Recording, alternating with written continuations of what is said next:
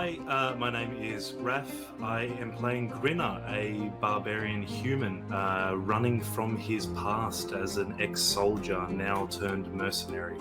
Hey everyone, I'm Jared. I'm playing the character of Luther. He's a Dhampir. He is a fighter that specializes in firearms, a bit of an investigator, and I am the great uncle of Grinner. Hi, I'm Jacob. I'm playing Tithla, the Goblin Ranger. She is a wonderful hunter and medical genius. Hi, I'm Haz. I'm playing Theodore, the Satyr Druid, who's a kind of a charismatic druid who's unwillingly taken Tithla under his wing as she's followed him through the forest for the past few months. G'day, I'm Tom. I'm playing Jonor, the Aasimar Wizard. He is on the pursuit of good and evil, finding out the best and worst in this world, and he's doing that with a little bit of naivety and optimism. And I'm Owen, the Dungeon Master of our Curse of Strahd campaign.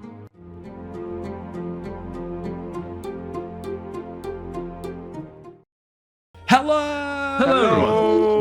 Hello! Welcome back to the Lost Archives, everybody. My name's Owen. I'm the Dungeon Master of our Curse of Strahd campaign. Joining us tonight, or rejoining us tonight, is Jared. Andrew thought I was going to say his name, but it's Jared. He's back. He's Andrew's here too. No, we'll get to that. We'll get to him. Jared, how you doing, buddy? We obviously missed your last session because Easter we were away, and then the session before that you were undergoing surgery. So the Curse of Strahd people haven't heard how you're doing. I don't think, have they? No, for everyone that's watching and listening, I'm doing really good now after the surgery. So bit of discomfort still, but yeah, no, I'm up on my feet, walking around without the crutches now. So doing really good. A little bit more recovery ahead, but doing good. Happy to be here tonight to play some D&D with these fine folk. Very happy to have you here tonight playing some D&D with some fine folk. Speaking of fine folks, and the lack thereof, Andrew's also joining us again. How dare you? Yep, fine folk. Wow. Yeah, take that back, you son of a bitch. Andrew is. Apologies.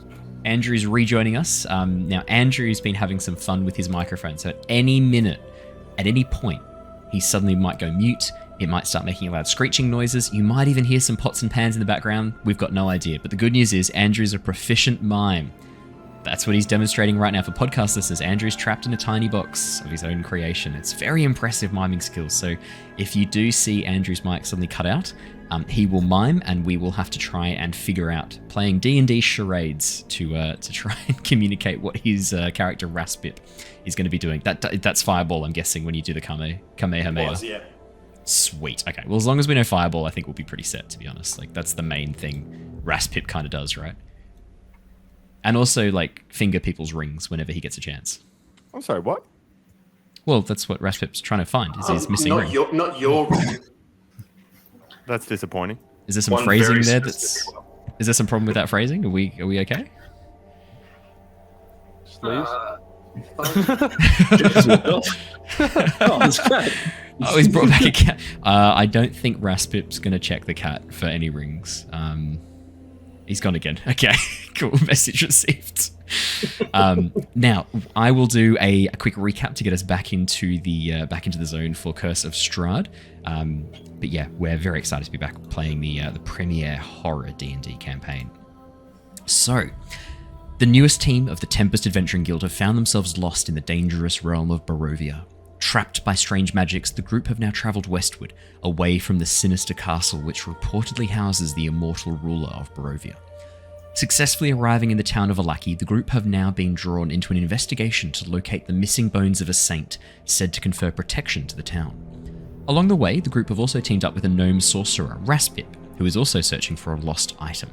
Their paths seem to lead in the same direction, the Wachter family, who have much to gain from the acquisition of both bones and enchanted ring. Last session, the group travelled to the local trading yard, meeting with Gunther Arasek, the local trader, and learning that Raspip's ring was indeed recently sold to Lady Fiona Wachter. Armed with this knowledge, and the beginning of a plan ready to recover the items now forming in their minds, the group set off into the night. Unfortunately, they hadn't even left the stockyard when cries of alarm sounded from behind them, villagers running from a giant white direwolf which emerged from the shadows. And that is where we left off last session. But in actual fact, we're not going to be jumping back in with the party straight away. We're going to jump over to Luther. Luther, last session, after the party had spoken with the guards and kind of figured out with the Wachter family that probably they might be involved with the bones being stolen and potentially might have something to do with the ring also going missing, Raspip's ring going missing, you decided to take your leave and have a bit of a wander around the town at night, given that the actual agreement for the party had been to head back to the tavern and go to bed. So you thought you'd take a little brief walk before heading back to sleep yourself, not needing as much sleep as some of the rest of the party. Your travels around town were fairly uneventful. You look not too dissimilar from most of the people of Barovia. The white hair and red eyes kind of standing out a little bit, but with your hat on and in the dark of night, those and I always wear traits, glasses. yeah, and the glasses too. Those physical traits don't. I'm one of those mark people you. that wear glasses in nightclubs. Oh no. Okay. Makes no sense, but he's still got them on. So unfortunately, as you're walking, a section of roof collapses and does kill you. Oh. Yeah, it's a real shame, but that is what is deserved. I actually have for... Luther's brother ready to go. Oh so no! What is does the Luther's brother? What's his name? Lavender. God. Lucian. So... No, obviously that doesn't happen. But yeah, your walk around town is fairly uneventful for the most part. Until, of course, you hear the cries of alarm coming from over towards the southeast of your current position. Your walk around town, your sort of lazy meander, has taken you through a couple of side streets.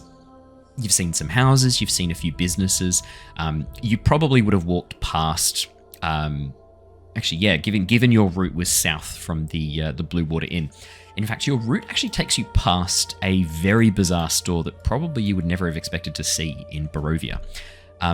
As you head down towards the south from the Blue Water Inn, you pass a shop painted with quite bright colours. This cramped shop, despite having a dark entrance portico has a sign above it, the colours of the shop are painted in this very beautiful blue and green, very clashing but bright colours. The sign above the store is a wooden rocking horse with a large B engraved on both sides in this very beautiful flowing gold leaf script.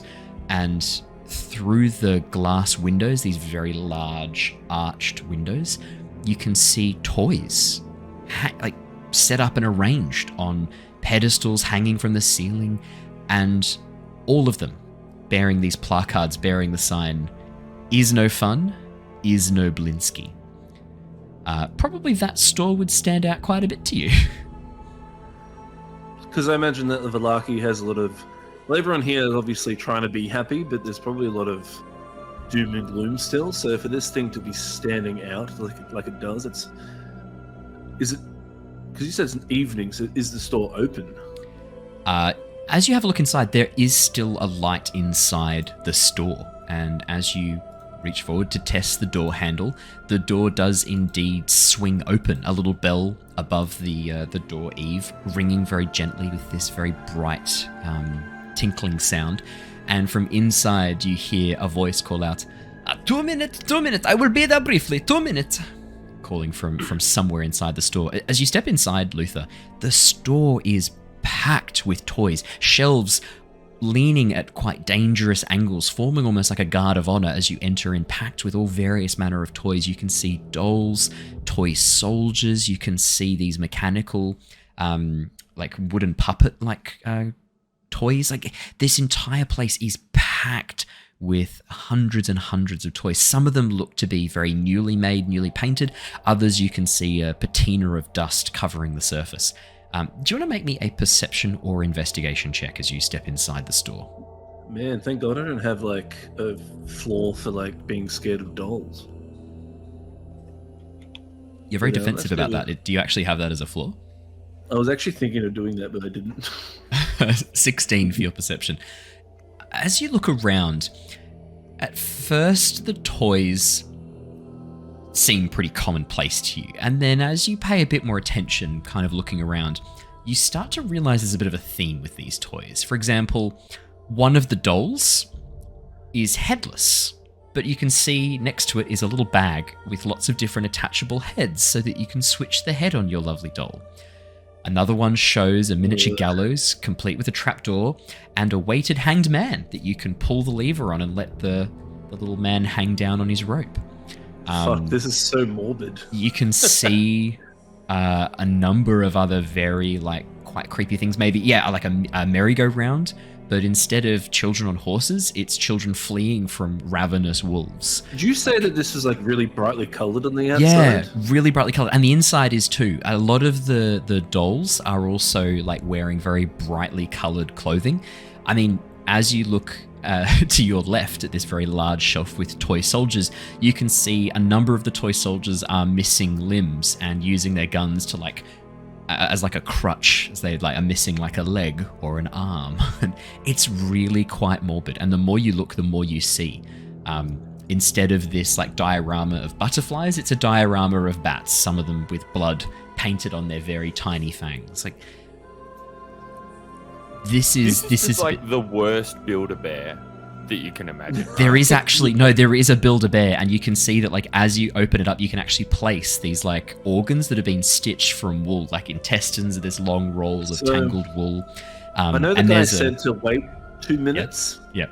But Luther's I've had the curiosity to look inside, but I will start backing up towards the door. As you turn to go, Luther, trying to creep you back bump without him noticing. Do you want to make me a stealth check? But as you're creeping back, you actually bump into something on the back of the door. And as you turn around, you can see what looks like a mummified corpse, arms outstretched. And someone has drawn a really rough smiley face, the 2 eyes, and this jagged grin on the mummified corpse. As you bump into it, This is no bueno. As you bump into it for a moment, you think it's a real corpse, and then you take a second, your eyes sort of looking at it, and you realize that there's straw poking out. Someone has assembled this, and it's meant to look like a mummy reaching out with arms outstretched. With your stealth of 23, you resist the urge to cry out in alarm, and instead of stumbling back and crashing into the shelves, you sort of quickly move backwards, holding your hands up, ready to strike. Realize this isn't real, and then lower your hands very carefully, have a bit of a look around, and then go to open the door again. Just as you're about to open the door, you hear the sound of footsteps from behind you, and a rather portly man with a big smile on his face, bright blue eyes, full of what can only be described as joy, bustles into the room wearing a jester's outfit, half blue, half green. And as he sees you, this big beaming smile, he goes, "Welcome to Blinsky's. Is no fun, is no Blinsky. You here for toys? You have money for toys for children? Or for adults? I don't judge. Collector's items. People like all sorts of things." Somehow it's more sinister. Is it? Yeah, no, this is... Oh, that's a shame. I don't like this. I feel like I can't win here. Hi there, lovely to meet you. Are you the namesake? The namesake? I don't know what you mean. What do you mean namesake? I mean, is this shop named after you? Oh yes, I am Blinsky. Gladov Blinsky. Lovely to meet you. You've got some, dare I say, interesting merchandise. Yes. Their partner. Welcome, friends, to the House of Blinsky, where happiness and smiles can be bought at bargain prices. Perhaps you know a child in need of a toy? I'll be honest, I'm just browsing. Oh, that is fine. There are many good not items sweating. on display, and we take requests. Anything you need carved from wood, only 3 silver pieces. Is no fun. Is no Blinsky. That's great. What's with My favorite PC. what's with the theme going through this? It was so colorful on the outside, but when I come in, well, I'll be honest, it's quite morbid in here. Morbid? What do you mean? This place is full of joy. Look around. You see all sorts of fun things. Look at this one. I work on this one for many nights. Here, let me show you. It's a functioning guillotine. And he pulls out a very tiny guillotine made of wood with a razor blade across the center. You can cut all sorts of things. Careful of fingers, though. The old circumciser 2000. Jesus. Wait a sec. So you sell that to So you sell it to kids, with the razor blade included. Oh, sometimes I talk to parents. Need to be child over the age of 6 for this one. Well, that's okay. That's great. Well, look, yeah, no, this is. I'm really loving what's in here. I will definitely come back. How about that? Yeah, I'll go get my money from my abode, and I'll be right back. Oh, you cannot come back now. I'm closing up the shop. I thought I had already locked the door, but you snuck in anyway. No, you'll have to come back tomorrow. Yeah, by all means, I'll be right back here tomorrow. Did you say that that guillotine could chop off fingers? Unfortunately, Raspip, you are not there. You are in the stockyard, about to be attacked by the white wolf. But nice try. That wolf was really scary, though. Yeah.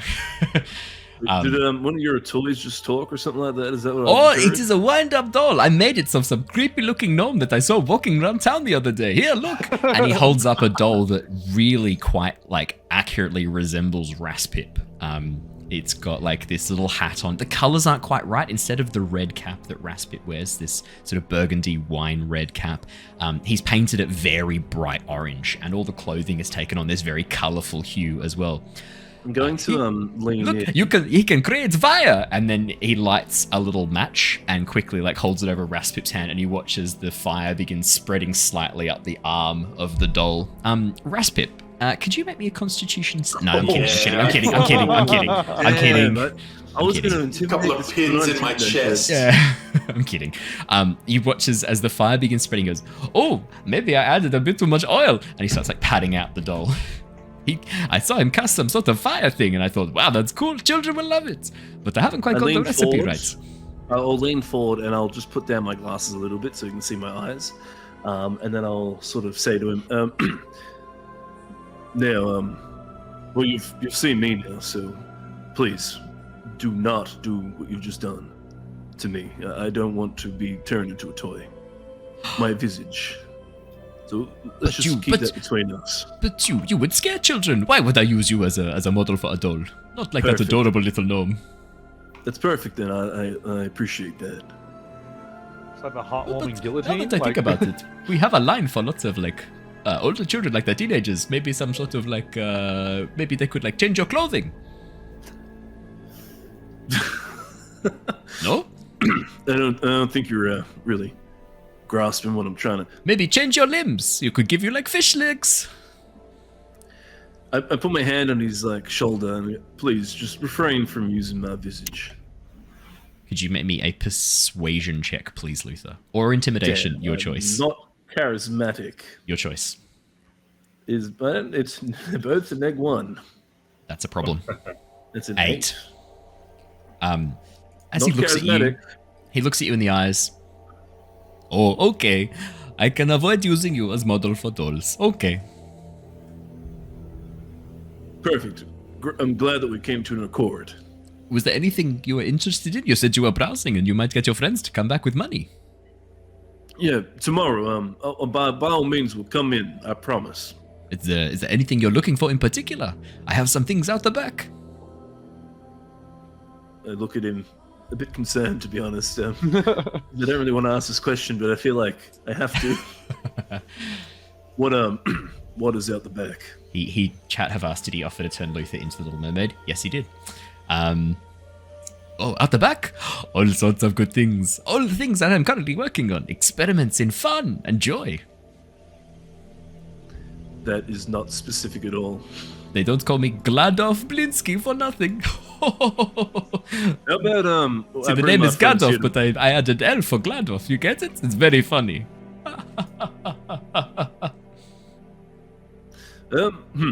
Okay, maybe I can bring my friends here tomorrow. We can have a look at the back. But just Your friends? What is out the back, though? At the back? Oh, lots of other toys. I have rocking werepires. I have rocking wolves. Sorry, he said rocking wolves. I have rocking wolves. I have all sorts of fun things that I've been working on. There is a larger version of the gallows that you can hang from a tree, and you can hang up things and hit them like a piñata and have lots of goodies fall out. I modeled one of them on the village burgomaster. Do you think he'd like that? Do you think he would enjoy that? Well, he says that we have to have lots of fun. Smiles go for miles, after all. Are you sure that like the person who runs this whole town will want to be literally beaten as a doll by all the village? As you say that, you see the smile sort of fall from his face, a bit of a shocked expression come on. You think he might seem like we are trying to beat our village burgomaster to death? Like, through the representation of this idol? You know what? I don't think so. I think you're in the clear. I think you might be right, friend. Maybe this was tasteless.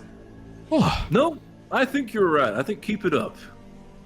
I give him like a pat on the shoulder. No, I'm very concerned now. He puts people in prison for this. I need to come up with a better idea. Who could I put as the piñata? Oh, God damn. I have to find someone who deserves to be beaten to death with stick.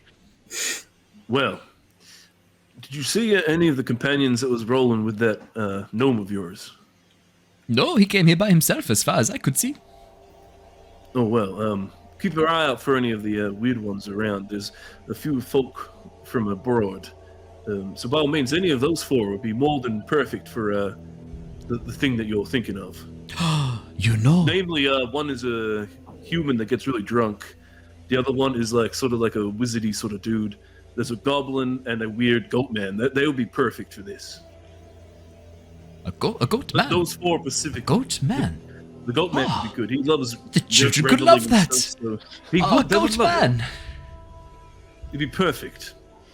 Half man, half goat piñata. Half goat, half man piñata. Goat man.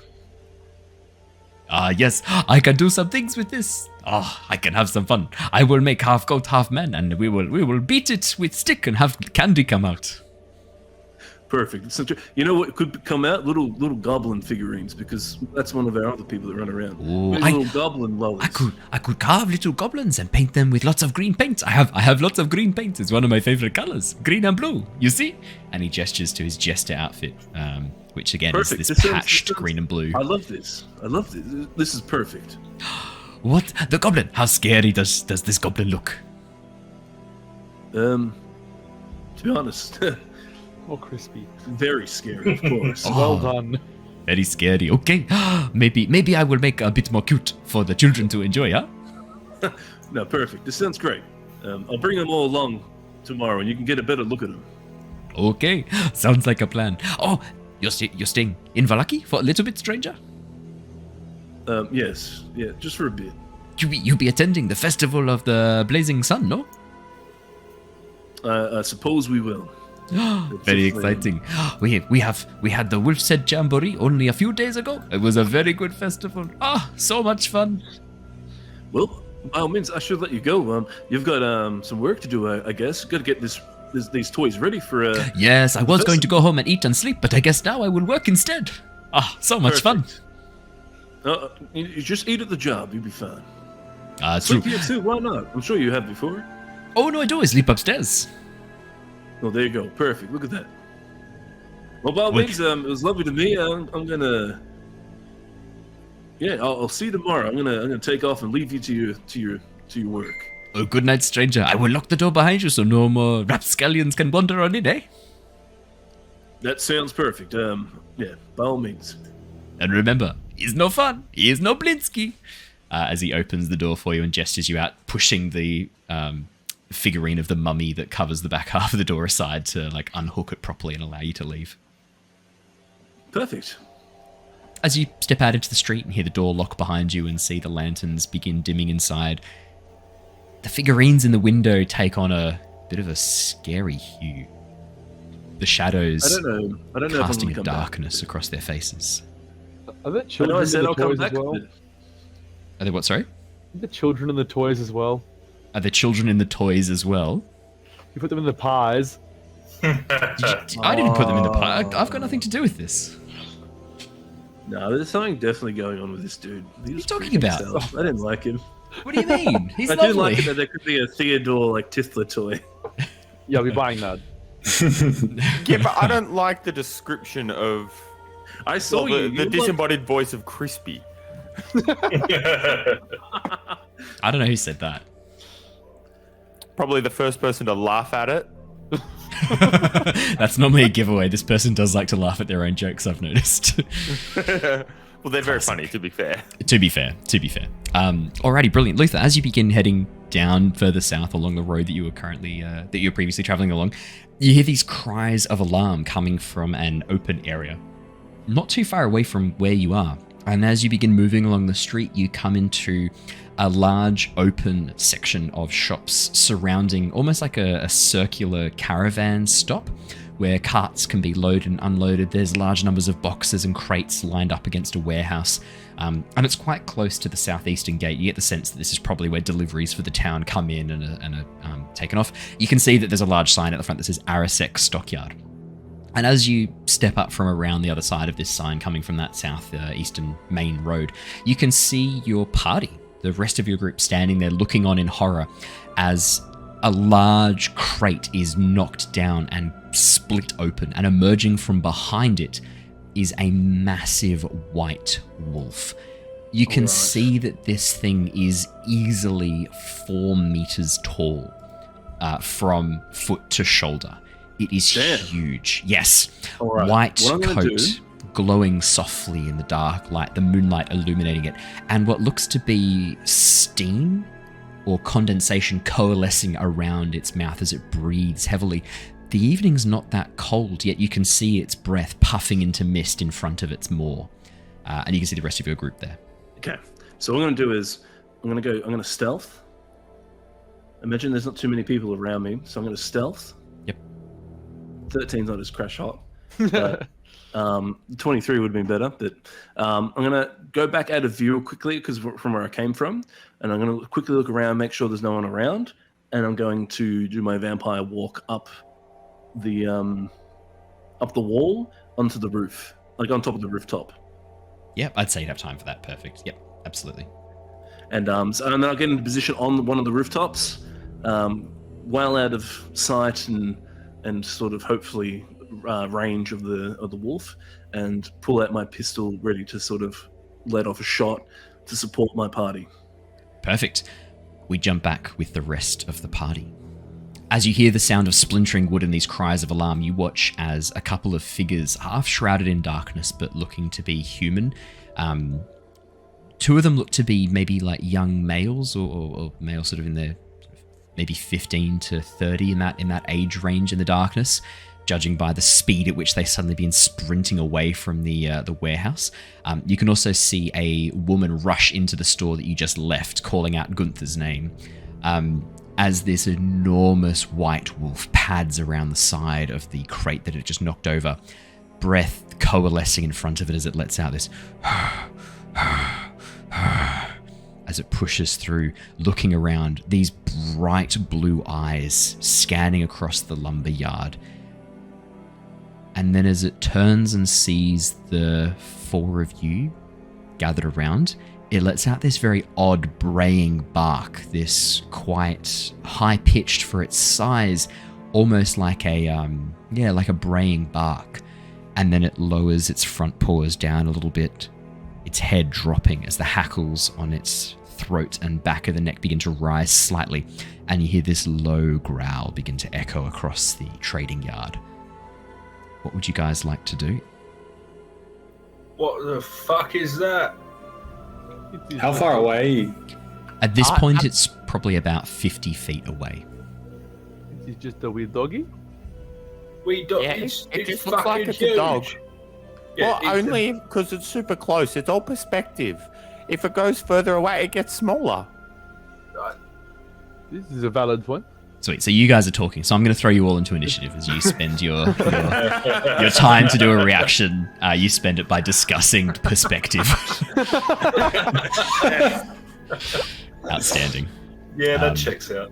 I'll definitely get you to click on your tokens and then click on your initiative. I chose not to click on my token. It's definitely attacking you first. See my token. Are you behind? I can see your token. Do you want me to? I'm screwed here. Give me a second. I'm reloading. Reloading? I accidentally rolled it twice. Please take the first one. Okay, I can do that. Is it higher? Yes. Yeah, it is. By a fair bit. I accidentally rolled. Can you take the second one, please? What I can do is... oh, no, look, we always would take the first one anyway, so that doesn't change anything, Theodore. I regret that one. Did you not click on your token, Theodore? I did. It's just put me as 7 instead of the 12. That's okay, I'll just bring you back. That's fine. 7 will do. And I'm gonna need this. I have no wild shapes and 1 first level spell left, and that's it. Oh shit! Let's go, probably baby. Fair, though. We're not going to That's fight not it. We're great. going to talk about its type. We're good. Got 13 AC and Oh, there's 2 Theodores, by the way. On the Yeah, I can see. There's a Theodore with 7. There's 2 Tiflers as well. I really Why are there so many fucked up, Tiflers? There's only 1. I can see 2. Oh, because they've rolled it twice. They clicked it twice. Yep, that's okay. Raspip Tithla 9. hasn't. Yep, No, that's all correct Tithla now. actually only rolled once. I've still got 2 Grinners. yeah, Grinner, what was me yours? who really screwed up. There you go. There we go. Everyone's correct now. There we go. Owen, better quickly. Hello. real quick. Hello. I just want to apologize for them. You gave very clear, very simple instructions. It was concise. It was, hey, just click on your token and go over, hit the initiative button. Very clear. Do you know what? No one likes a brown nose. I'm going to put you back, I think 2 levels for that, I reckon is fair. 2 levels. Great. Well, I just want to jump on board the fuck Owen as a DM track. That's fair. That's fair. All aboard? All aboard! Let me add the Winter Wolf to the initiative order as well. The what now? The Winter Wolf. Is he there or is he over? Oh, He's down there, I just just coming have out to of check. water. I was gonna say, has he cut off our only means of escape already? I mean, if you are joining on the what was the phrase that that Jacob used, the fuck Owen as a DM brigade. Yeah, the train, all aboard. Yeah, that's it. Then Good, yes, he has blocked off your 1 escape. Sorry about that. That's a shame. I would like to say I am definitely not on board with that. You can let me get out of this encounter you totally suck. fine, and we'll make it work. Yeah, you know what? This time the brown nosing worked. What we'll do... It's because he's a I guest. don't want to kill Raspip now. Why do I even try? You So, try? in initiative order, Luther 24, Grinner 16, Tithla 14, Theodore 12, Raspip 9, Jonor 5, the Winter Wolf 4. Alrighty, Oh, Luther, doesn't go last in a 5. last.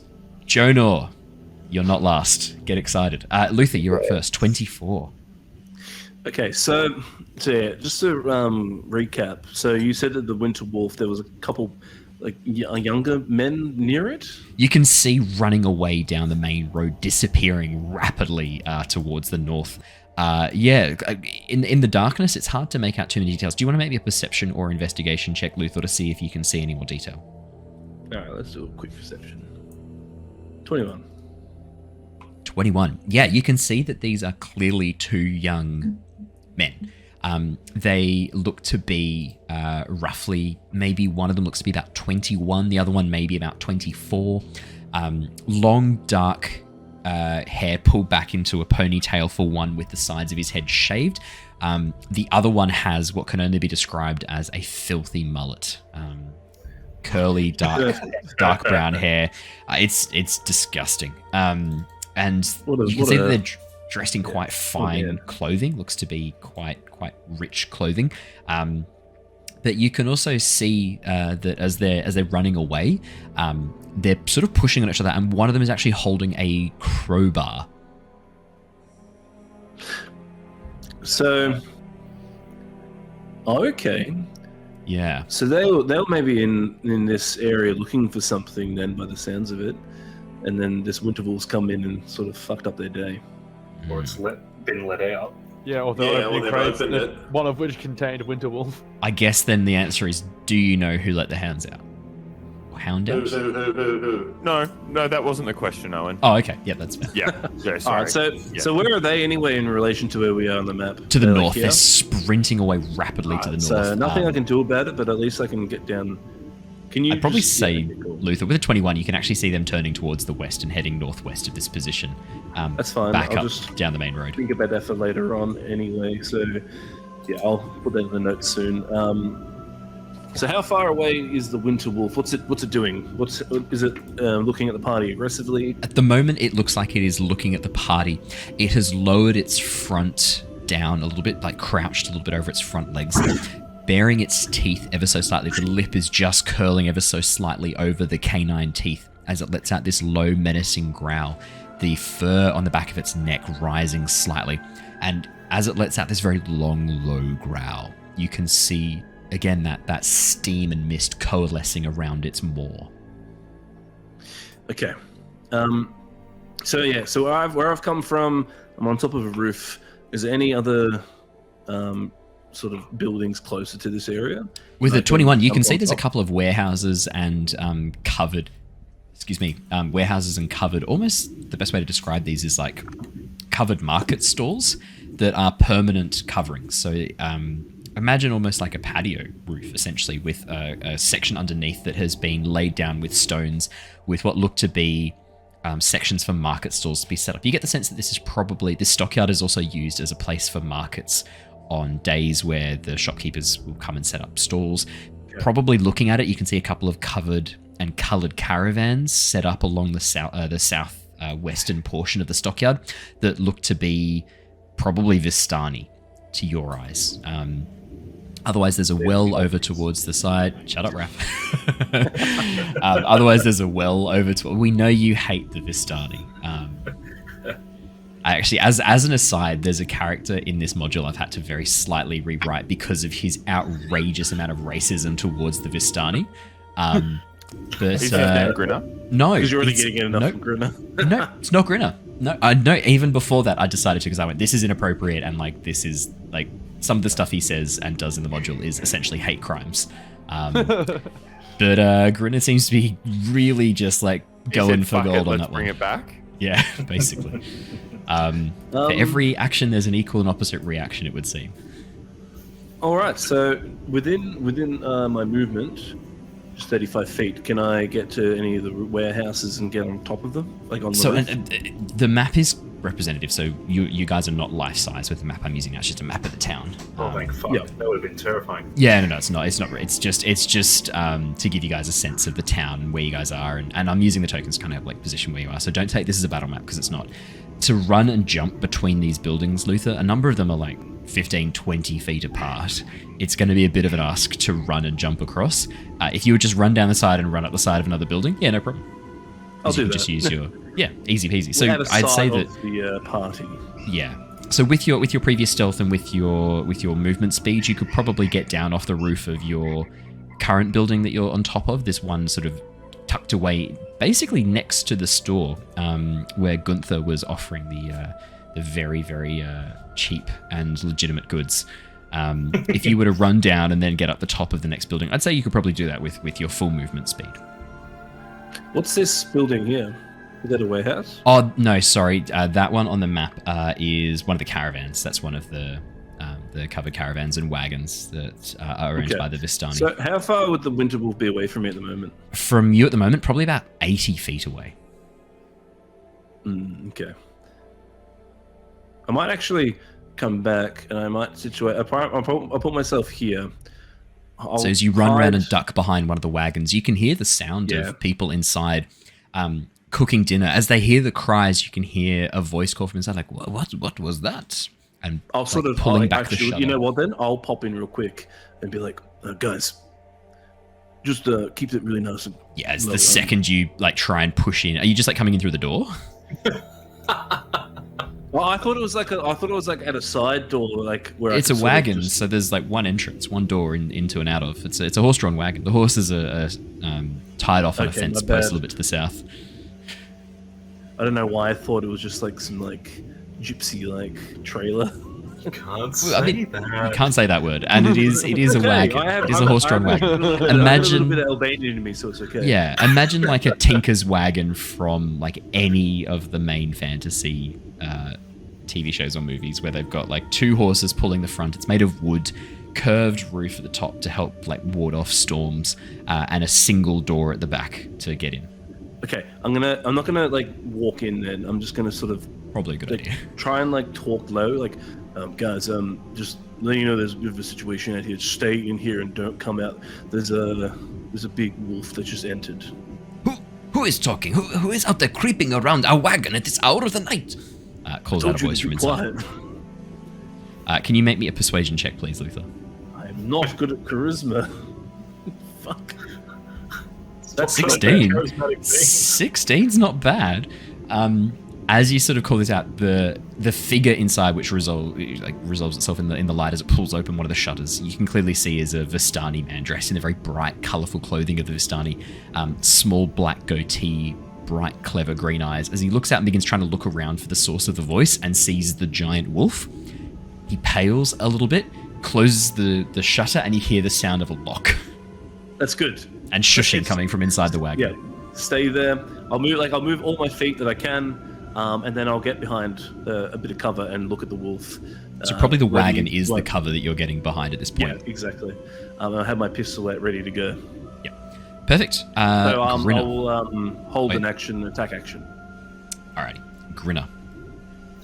All right. So the covered little market areas that you described. Yes. You may have said and I missed it, but what are they covered with? Is it like a canvas or is it a solid actual structure?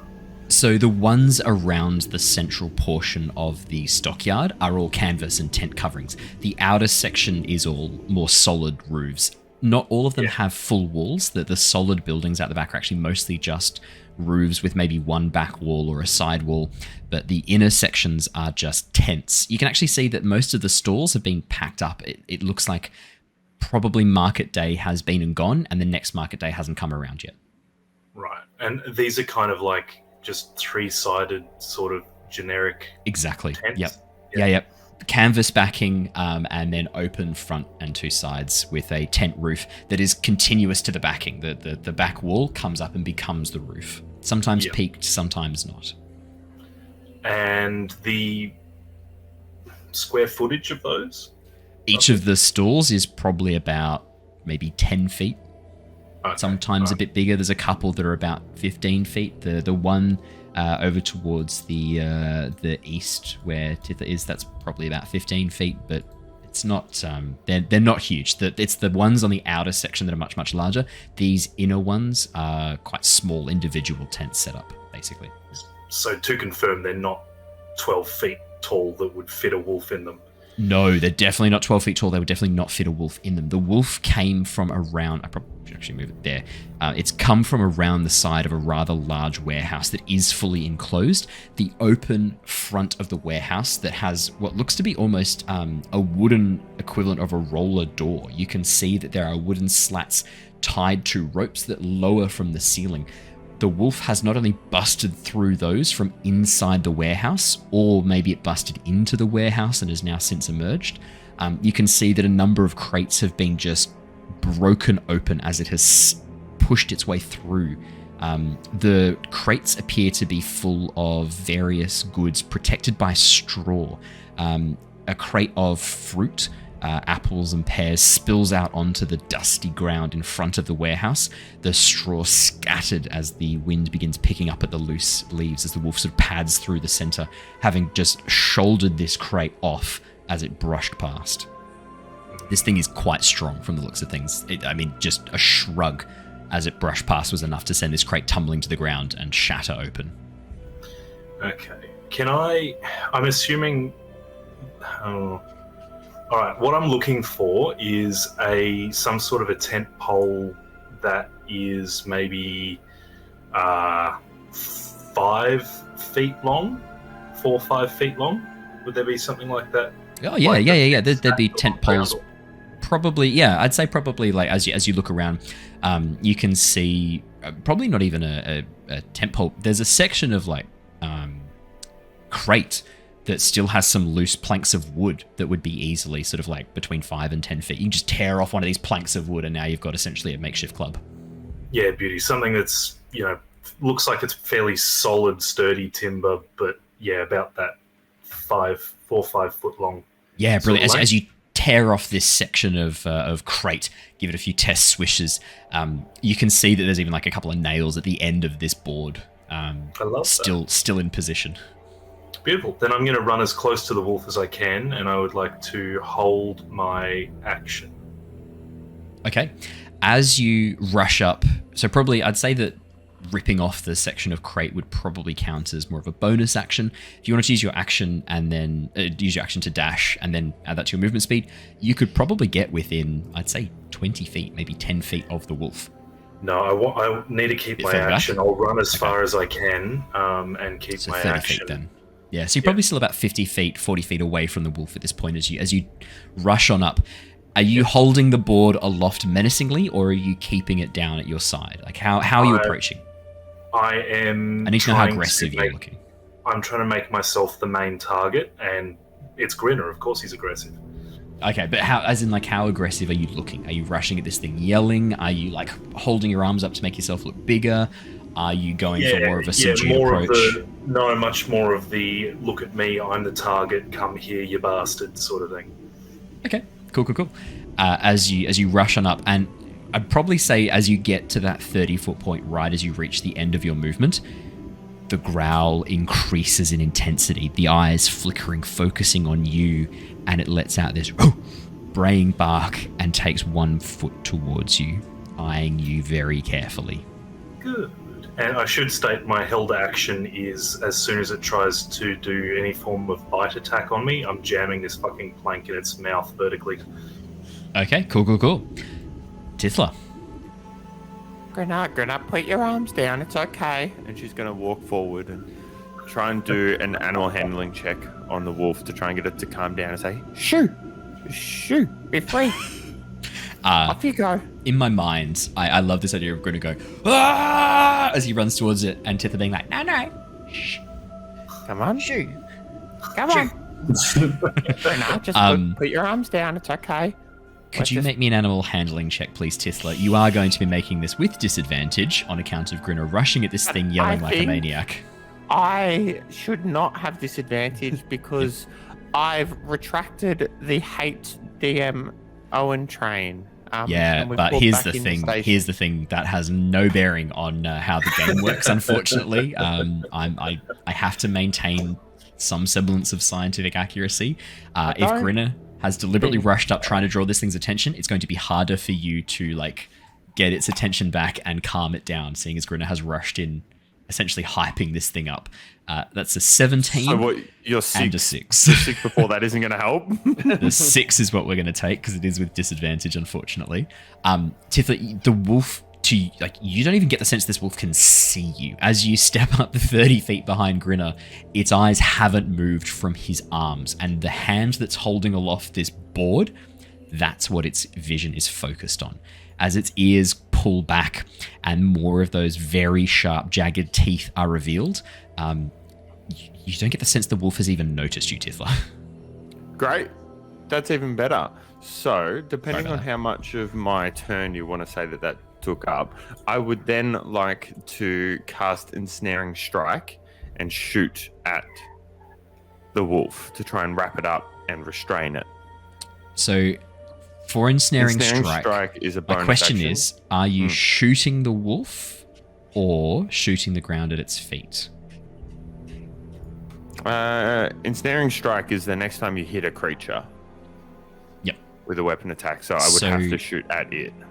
I'd probably argue that your attempt to animal handle could be a bonus action, so you would have your action left in that case.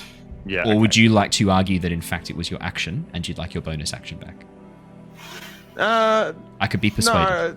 No, I just wanted to test the waters to see what I could get away with. Not both. Being honest. See, I know, but you never know until you ask. That's fair. I would say it takes you in the 6 seconds that you get per round, it takes you a good portion of that to go shh and step up and try and get the wolf's attention. All right. So what we're going to do then is we're going to turn back to Theo and say, Theo, we need to help it. Okay? You need to come up and help. And Tithla wants to use her action to aid Theo if he's then trying to do some sort of animal handling check or that sort Absolutely. of thing. I would say that then in that case, maybe Tithla to help, are you kind of giving feedback to Theo, keeping an eye out on the wolf? Maybe are you just trying to I think it's the Grinner, put your arms down, calm down, everybody, we don't need to engage it, it's okay. Perfect. No, help action for Theodore. Theodore, your turn next. Yeah, that kind of was my plan anyway. So I would like to scoot my 35 feet forward. Yep. The plan be grab a ration, throw that out for the. It's okay. You do not need to be afraid. It is all right. We mean you no harm, doggy. And would you like to make me an animal handling check? I would, yes. Tithla is giving you advantage for this. You may roll 2 dice and take the high value. Fuck.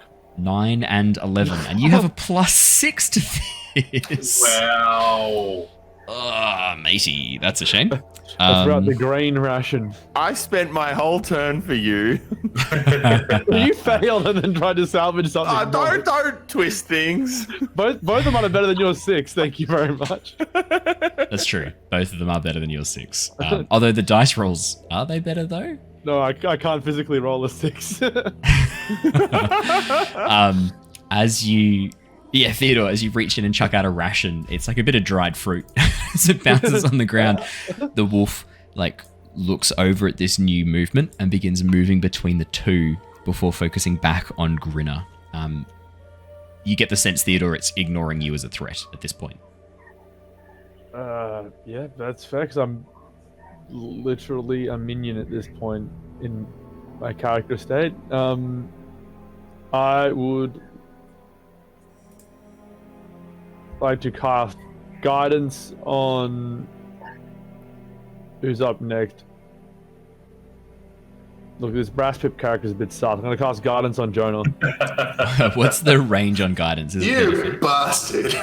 Oh shit, that's touch. God damn you. Touch. I was going to say, yeah. I wait politely to do nothing. My held item is next one of my friends that comes past, I'm going to slap him with guidance. Okay. Raspipicus Papadopoulos III. It is your turn. All right. In the event that I know that the held action is sitting there, how far am I from Theodore? You would only be... I guess because your movement speed is a little bit shorter. Yeah, I can hear you. Can you hear me? Oh no. Okay, everyone nod if you're okay. Yeah, yep, sorry. Is it? Yeah. Is it just Andrew? Yeah. No, we're good. Okay. Whew. Spooked me for a second there, I think buddy. it's just me. Okay, that's all right. You're probably about 35 feet. You're probably about 35 feet away from. And how far am I from the wolf? You'd be about 80 feet from the wolf. I am going to use my entire movement, which is not very far, my entire 25-foot movement. I'm going to walk up towards the wolf, and then as my free action, I'm going to lay 50 foot worth of rope just on the ground, as in a line as I can. So not aiming towards the wolf, aiming horizontally from the wolf. Right, so making like a line of rope in front of the wolf. Yeah. Okay, easy. Yep, you can absolutely do that. Cool. Anything else in your turn? That's it, no held actions, no anything else. Jonor. All right, seeing this giant beast down the south there, Jonor is not going to run forwards towards it. He's going to quite do the opposite. He's going to get behind, say if there's a wagon or a tent on the sort of north end of there. He's going to hide himself inside a tent, probably behind other teammates there. Mm-hmm. And he is going to hold an action for a firebolt if the werewolf takes an aggressive action towards, if does damage, or does damage to any teammates. Nice. And I've just realized as well, we didn't wish you a happy birthday on stream because we didn't get to last week, because we didn't have one last week, but it has been Tom's birthday. Happy birthday, Tom. And thank you. That just reminded me that we haven't wished you happy birthday on stream, so happy birthday, Tom. Cheers, mate. Thank you. I did on the grounded stream, but not with you actually here. So I haven't actually, I've wished you happy birthday to your face, but not publicly. So now the Twitter hate can stop. I have wished him happy birthday to his face on stream. He's can confirm. Has been nice bloke. Yeah, go fuck yourself.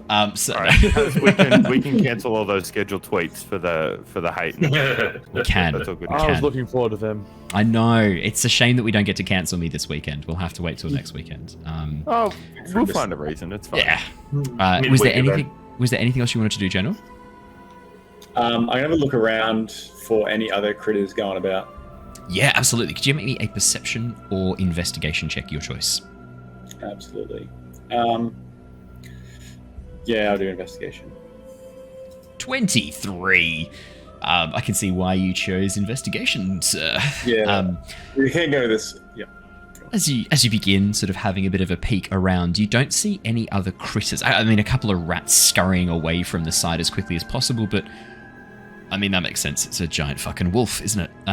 But what you do see, Jonor, you can see a figure rushing down from the road. Like, you only catch a glimpse of this figure through the gaps between the houses, but as the cries go up through the streets and you can hear people calling out, you see a figure rushing down from the north that looks a little bit familiar to you. It looks like Rictavio is rushing down towards the sound of screams as quickly as he can. You can also hear the sound of booted feet rushing from the same direction. Not far behind Rictavio are a number of the town guards, armed with a very eclectic group of weapons, some spears, some pitchforks, some very old-looking swords, are also rushing to the same site. But you can see Rictavio is running as fast as he can down the main road, this flash of colour as you look through the gap in the houses back from the way you guys came. Okay, fair enough. I don't yell to our group, but to those in earshot nearby, I say we have a bit of support coming. We have a bit of support coming, and that's it. There was basically no accent change at all. Why did I even bother? It was subtle. Yeah, It was there. It was definitely there. Alrighty. All right. Yeah, that's it. I'll leave it there. The Winter Wolf. Looking between Jonor, can't see Luther. Jonor, Grinner, Tithla, and Raspip. The wolf sort of like moves between its head, sort of coming back to Grinner more often than the others. And then as it sort of perks its head and listens, you can see its ears suddenly flick forwards as it catches some sort of sound.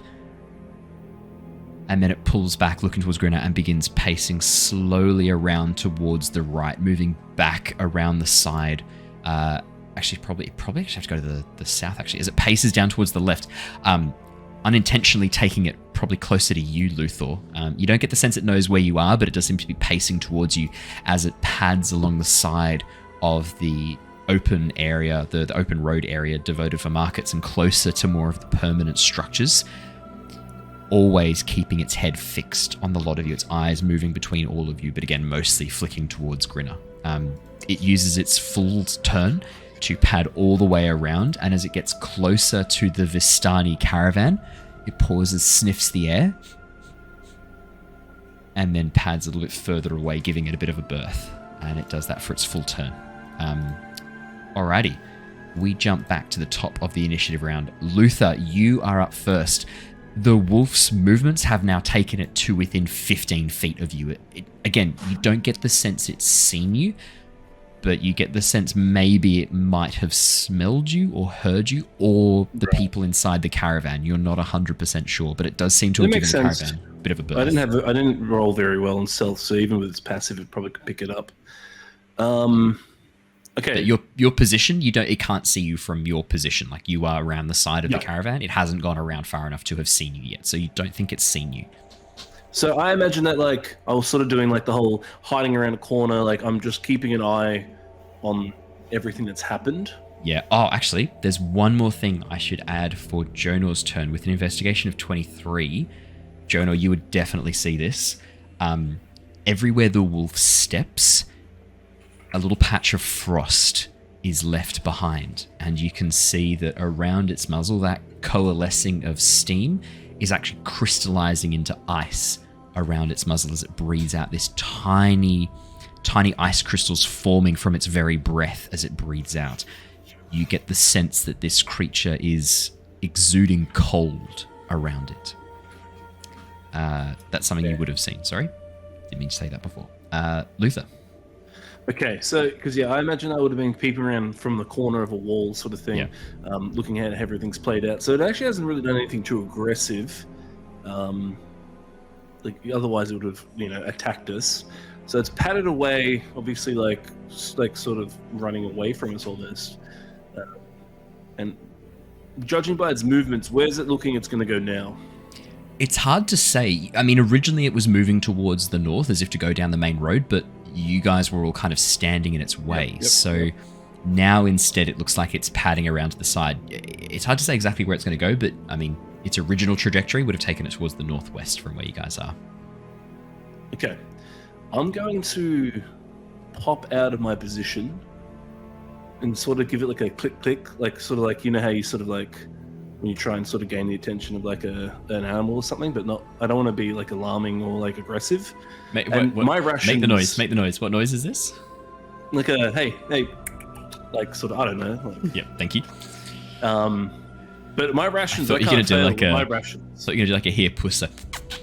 No, but I can't fail with my rations because I only have exclusively like meat and blood orientated. Let me just quickly correct you there. You can still fail your roll, which means you just drop it at your feet, or you throw it down a well, or you like throw it backwards. Is there any wells around? No. I said there's a well. Like, I know the ration. The rations are probably appropriate. They might like it more. Yeah. I'm going to sort of try and get its attention. So I like your attempt to say I can't fail DM because of this, but no, you I still know can. Fail, of course. Yeah, FYI, DM. I can't fail. Yeah, I can't fail this roll. I don't understand. I'm a vampire. I can't fail this. Hey guys, I'm too good. Yeah, so I'm gonna transfer you $20, Owen, right now to your bank account, so I don't fail. You're right, you don't fail this. So yeah, make a roll with triple advantage, please. Can I pay you $20 so that he does fail it? Does that? Oh, that does cancel it out. Yeah, sorry about that. No. So absolutely. Send $20 to Owen right now. No, don't. Sorry, I can't hear you. It's crazy. Whoops. All right. So have I gained its attention? As you make that noise, yes. I'm gonna try and do like a sort of like a, like Steve Irwin when he's like got the attention of the animal and he's like he does these like hands out. He's trying to like keep it nice and cool. And I bring out one of my rations and I'll attempt to sort of offer it to it without really getting within snapping range, like if possible. Like maybe I'll throw it like a soft throw in front of it, so then to see if it sort of gravitates towards the ration. Yeah, and I guess my question is, you're kind of still crouched behind this caravan. Are you kind of staying crouched? I've come out of cover. Yeah. Okay. Cool. As you move out very carefully from cover, making this like hey noise to sort of like get the wolf's attention, its head immediately snaps round, and you watch as those lips curl back over the teeth. I don't have my weapons out. I'm trying to nice and calm it. And then as you chuck the food on the ground, could you make me an animal handling check, please, Luther? All right. It's the sound the wolf makes as you hand it food. No one can roll well on these animal handling checks. 5. It really checks out trying to handle the giant winter wolf, I guess, actually. The wolf, its teeth bared as it stares at you, occasionally like licking its chops, still keeping its teeth bared out. You know how wolves kind of do that aggressive, like licking around their teeth when they're like baring them out. I don't know how many people have seen wolves in real life, but this is my experience. Yeah, I know what you're talking about. And on David Attenborough documentaries. You see, I should be doing it in this voice. The winter wolf bares its fangs, an aggressive display against one that it does not trust. As you chuck the food on the ground, the scent of the Vistani corrupting its nose and filling it with naught but hate for you and your kin. No, as the it is Vistani racist. Nah, I'm kidding. That it's I just couldn't resist it. Couldn't resist it. Yeah, it's the winter wolf. It's like because it's white and it's just it's a bit messy. Oh God, you said it already. No, as you chuck the food on the ground, the wolf doesn't even acknowledge it. It just stares at you, sort of pacing away, keeping its eyes fixed on you, growling very softly. See, the issue is, I'll say where I am. I'm gonna just stay as calm as I can.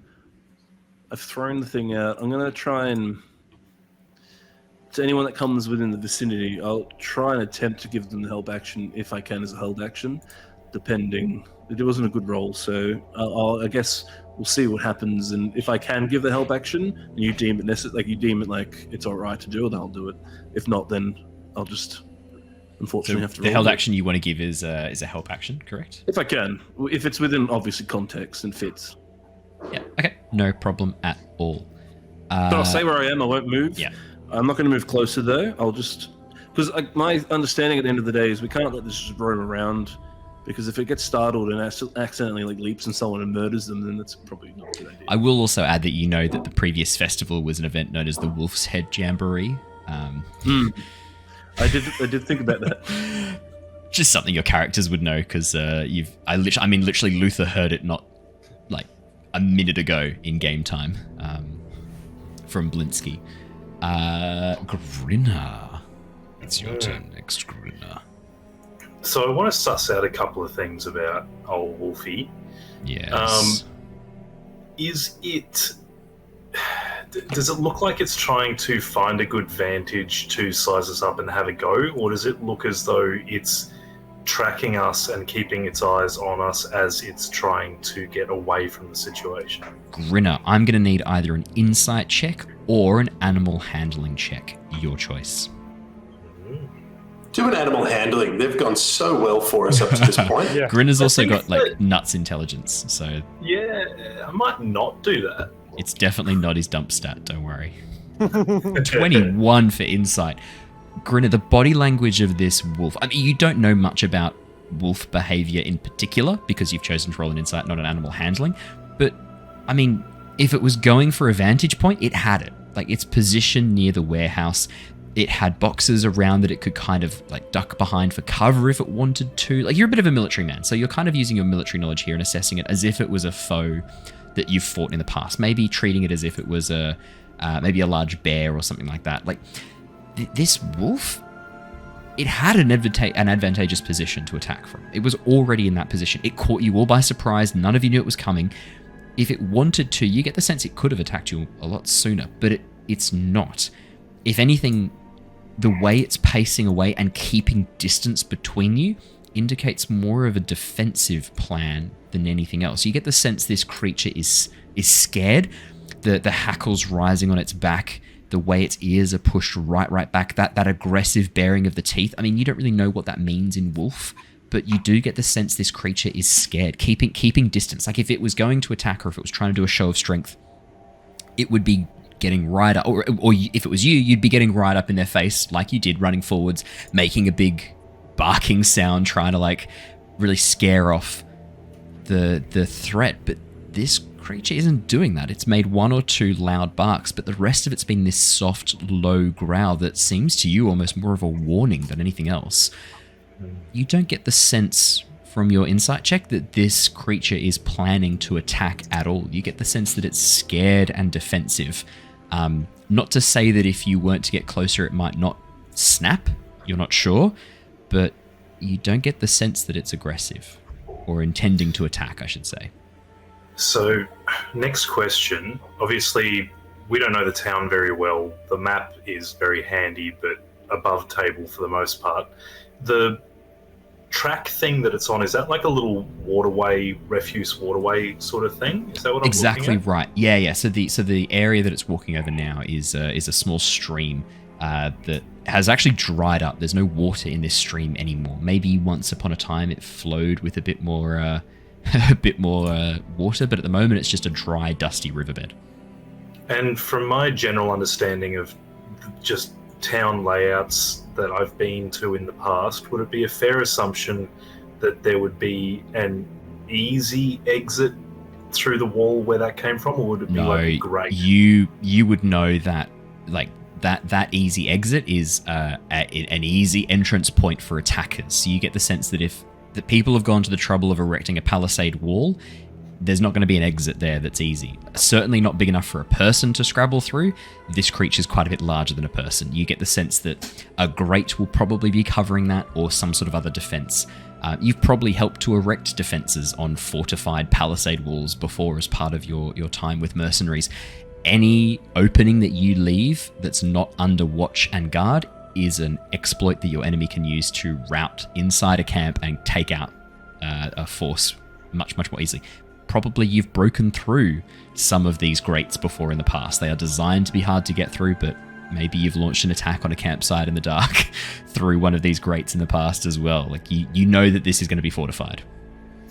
And last main question is, it appears as when we first came here, it appeared as though it was trying to get out and head east along the main road. Is that what it seems? Looks like it was heading north. You know that so from your understanding of the village, it looks like it's come around from behind the large warehouse, either into and then out of the warehouse, or it's just come out of the warehouse. It doesn't make any sense to you why the wolf would be in the warehouse, but judging by the entrances and exits and things like that, it's a possibility that it was just in there.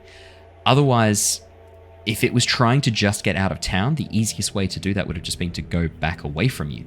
You know that there's a southeastern gate. Whether it couldn't take that route because of guards or other threats that you're not aware of, you're not sure. I would also add, Grinner, despite the palisade wall being quite high, 9 feet with sharp points, this creature's big enough that it could jump on the roof of a house, and you get the sense probably leap over the wall as well if it wanted to. You don't get, from its body language and from your insight check before, I would say you're not getting the impression that it's trying to leave town. Okay. Oh, fuck. My initial thought was, okay, drive it out. If it wants to be in town... Oh, man. I didn't really want to have to... Grinner's going to run at it again. Aggressively or a bit more conservatively this time? No, still aggressive in order to keep it locked as much as possible on me as the main threat and obvious attack point. Trying to keep it locked in on me and stop it kind of roaming around the place. I don't really want to back it up against the palisade wall because I want it to still have options and not just like rip me in half. But you are going to rush it as it is currently standing between 2 sheds and with its back almost up against the palisade wall. I'm kind of hoping that if I rush it, it's going to flush it out and towards the trees there. Okay, cool. Between the buildings. So coming from that sort of Theodore angle around that side of the Visani caravan, if that makes sense. Well, let's see how that goes, shall we? Sure. Could you make me an intimidation check, please, Grinner? You betcha. You betcha. Where's that button gone? There we go. Love that for me. 8. Grinner, as you begin running around, you trip over the well, you lose your board for a few seconds, you pick it up the wrong way round, you sort of stab your palm with your nail a little bit. Not enough to hurt and draw blood, but enough for you to be like, oh, fuck. As you twist the board around and begin sort of rushing at it, your cry going from as you and then begin trying to get back into position. You get up to the behind the Vistani carts and run out of puff. And at that point, you're like, having just screamed for 12 seconds plus continuously up to the first point, and then to the second point going, as you just sprint. As you get to this point and start going, taking a moment to catch your breath, you hear from inside, shh, I can hear them outside, shh, from inside the Vistani wagon. You don't know if the wolf has seen or heard you. You get the sense it probably heard you, but it seems to have its attention focused on Luther at this point. Okay. Does that take up all my stuff, or do I have anything left? I'd say you've probably got a bonus action, because you would have had to have used your dash to get there, so you've still got a bonus action if you'd like it. I'll probably taking that moment to look over the wolf, judge its behavior, and ask those questions. Probably like Grinner pausing and going through those things in his mind probably actually would be the bonus action as well, I'd say, given that Cool. I'm happy probably with probably would be that. Tithla. I don't know what that was. Sorry about that. What is this beer I'm drinking tonight? It's the good stuff, obviously. It is good stuff. It's a Dutch Quoit with honey and vanilla That sounds peculiar. by New England Brewing. It was actually really nice. How many percents is it? Oh, it's 6.8%. Okay, that explains a bit. I was like, my head feels heavy.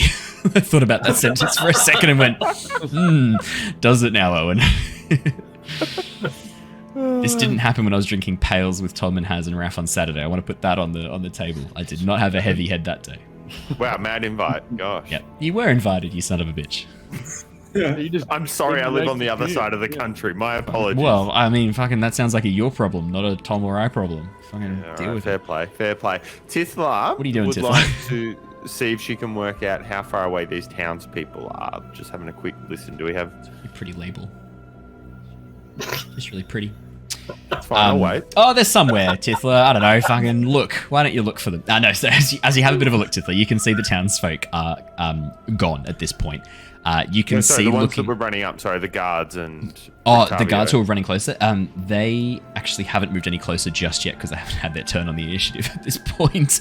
But at this, from where you are, as you have a bit of a look, with Jonor kind of like pointing back, going, "Guys, I think we have some." Was it what your American accent, aren't you, Jonor? Yeah. Hey guys, I think we have some backup coming down the road. As you look back, Tithla, you can see the torches coming down the road as well. From your vantage point, get sort of glancing through the windows and through the gaps between the buildings. They're probably about 18 seconds away. So three turns or so. Tithla is going to say, Grinner, Theo, Luther, you, and Jonor, you two. Was you Raspip? Yeah. Okay, cool. Just checking. I Like didn't for the have Dungeon Raspip's Master, I name need to written know. on my cheat sheet that's sticky noted above the screen so that no one can see that I don't remember everyone's names and that I have to have it written down. Why are you So I'm talking as sorry. Tithla? Why are you talking as Tithla? This is a Jacob responsibility. Okay, I'm just No, saying. this is a Jacob I love it, it's still in responsibility. character. Why are you still talking as Tithla? Okay. I need you all. Raspip, this is very important. Please get the wolf out. I'll distract the people. Grinner, I know you want to. Theo, you know it's the right thing to do. I'll distract them. I'll keep them away. You get the wolf out from where? From the town. So we're in a town at the moment. There's a fence. I'm not going to lie. This is not a plan. This is. No, the plan is okay. So sorry. I'll go back a step and elaborate. There seems to be Grinner seems to have some idea of let's be able to get this wolf out there and leave the town, leave and be free and safe forever. If we do It's that, a then giant ice-breathing wolf. It seems like it could breathe the town down. It could huff and puff. Oh my gosh. look at it. You've been in the wild as longer than I have. You know that it's just scared. You know it doesn't want to hurt us. I'm going to go stop them. I would like it if you would please try and get the wolf out of the town to safety. But that you'll do what you do. And Tith's going to turn around and try and go back and head back towards the townspeople. Use thaumaturgy to make her voice 3 times as booming and shouting. Yes. Stop! Don't come any closer. The what's safe. The what? What? We're okay here. No need to come any closer. What was the word you said before? Safe. We're safe is what he said. We're safe. Because it sounded like he went to say there's a white wolf and then realized that was a bad idea and bailed out halfway through the word white. So he went, there's a wolf safe, is what it sounded like sorry, to me. that's what it was. It was, there's a wolf, but no, we don't want to say wolf. We're trying to say safe. Okay, cool. I'll take that on board. Could you make me a persuasion check, please, Tithla? Using thaumaturgy, I'm going to give you a slightly easier DC to succeed this. Thank you. As your voice booms out magically across the Can town. I do in animal darkness. handling instead? No, because you're not handling animals. You're calling are down a animals. street What to if people. I just see them as animals? Like it's a perception thing. Here's Like what's the going to size happen. of the Here's what's wolf. going to happen. I'm right, going I'll do to it. I'll take roll it. away your DC bonus, which I was That's very why you generous in negative giving one. you anyway. I don't think it worked very well. It Is that a zero? -1. How have you got a zero? That one -1. Okay. The Um, That zero. one No. inspiring Oh, that's speech not of good. Get this wolf out I've of never here. seen that. No in my man life. left I've behind. I've only No seen a wolf zero left once behind. before. I think we had a zero on the Tyranny of Dragons one time, like early on at like level 3. I think we had a zero. I'm trying to remember what it was for. It wasn't anything important, not like this. As you call out Tithla. Do you know what I love the idea of? What are the other effects you can do with thaumaturgy? So you can make your voice boom. You can also like close shutters. You can make like a Yeah. harmless like peal of thunder. Change your eyes.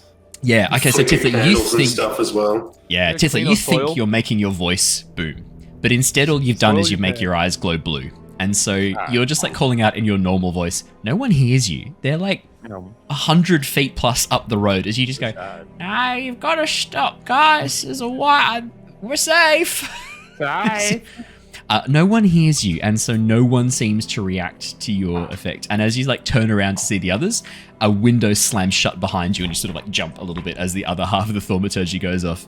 You But haven't. I think Tithla's assuming that they just haven't responded. Like, it takes time for sound to travel. It's still getting to them. That's why they haven't responded yet. I mean, that's what Tithla can think subconsciously, of course. that's what Absolutely, Tithla yeah. thinks. Yeah, because Tithla, this is the first time you've tried to use thaumaturgy, I think. Mm-hmm. So it makes sense that you haven't quite got this spell working for you just Yeah, it's yet. not worked And out so the spell you just fuck it up. Like you don't know how to make your voice boom. You think you've got it, and as you like activate the spell, instead it's one of the other effects. And so like nothing. There's no reaction as far as you can tell. Wow, I a think 0. That is Tithla's brutal. eyes, you said they went blue, but I think that's right. But I think they went blue out of empathy for the wolf, for the Okay. ice wolf. Yeah, perfect. I'll pretend that was my plan all along, and it wasn't just the first color that popped into my mind. Because there's a reef of blue paper on the bookshelf behind you, Jacob, that I can see when I look at your face. Yeah, just there. Yeah, where you That pointed. Yeah, one. that is paper, right? Like it's like your Dulux, not Dulux. Yeah, Why is no, it it's Dulux? Reflex. D&D. Reflex. Thank you. Reflex. Yeah, It's also called a ream of paper. a ream, not Yeah, a. it's the packet that you get. 'cause- Oh, that's such a shame. I think his microphone's malfunctioning. We'll have to just move on. So next up in the initiative, I muted him. I'm sorry you don't like props and facts and being correct. I feel bad now. Anything else on your turn, Tithla, after your No, she's 0? committed. She had that big interaction with the others, Oh, trying to man. have that rousing speech, and then the thaumaturgy and she's just waiting for them to stop having Yeah. heard her. We pass over to Theodore. Harrison. And just to confirm, we haven't had a short rest since we got to this town. You've had a short rest since you came to the town. You haven't had a Yeah. long rest, though. Yeah, you've all had a short rest since you got to the town. Ah, good. It's just a Then I long do rest you have haven't had yet. So you had a short rest I'm doing back my at the Wildy tavern. Caves then. All right. Cool. In that case. All right. What do wolves eat? Well, I'm going to turn myself into a real goat, An actual goat. an actual Okay. full-blown goat. Like just a goat? Or is this like some sort of mountain goat? Is I this have a rules sick- question on that. Is this okay, real quick? Mhm. I'm assuming that It's a this troll, I is can using tell. some sort of charge or something of an amount of changes that you can use for animals. Is that correct? Yeah. Yeah. This is a I hard charge. feel like for this specific instance of changing into a goat, it should only be a half charge. Because you're already half goat. Here's the thing though, Jacob.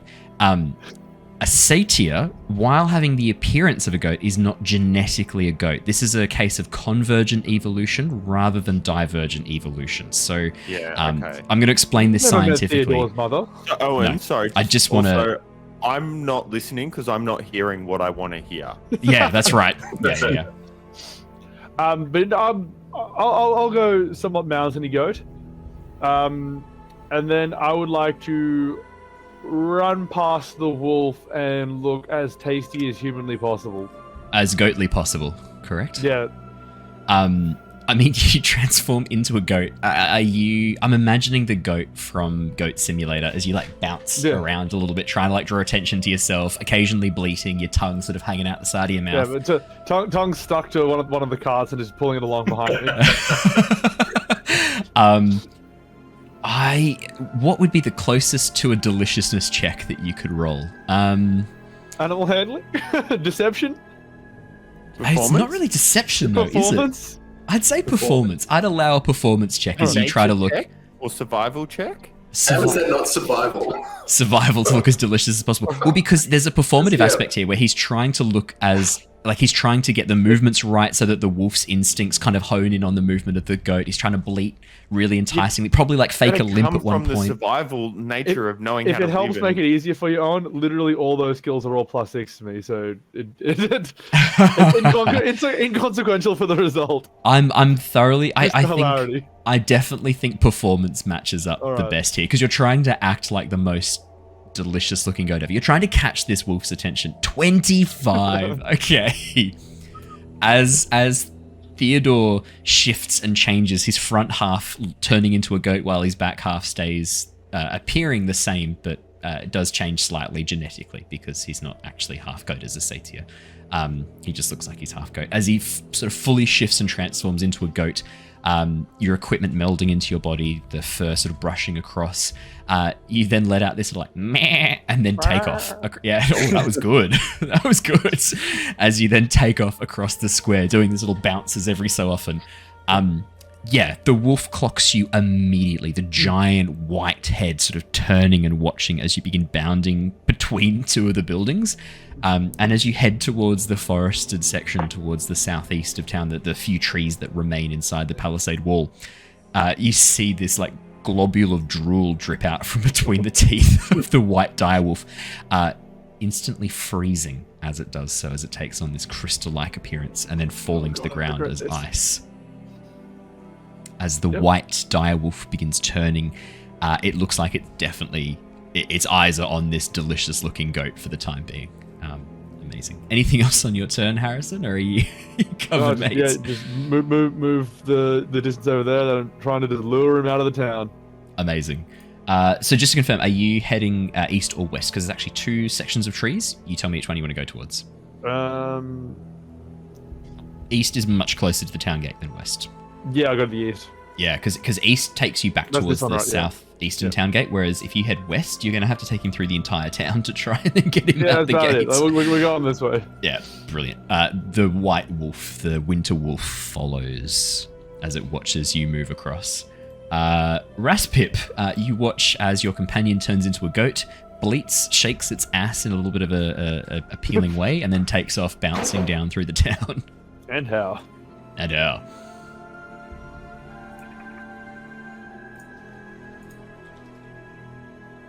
What would you like to do, Raspip?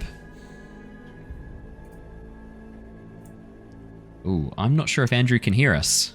Yeah, Raspip is incredibly confused by... Oh, he's here. I can hear you. Oh, cool.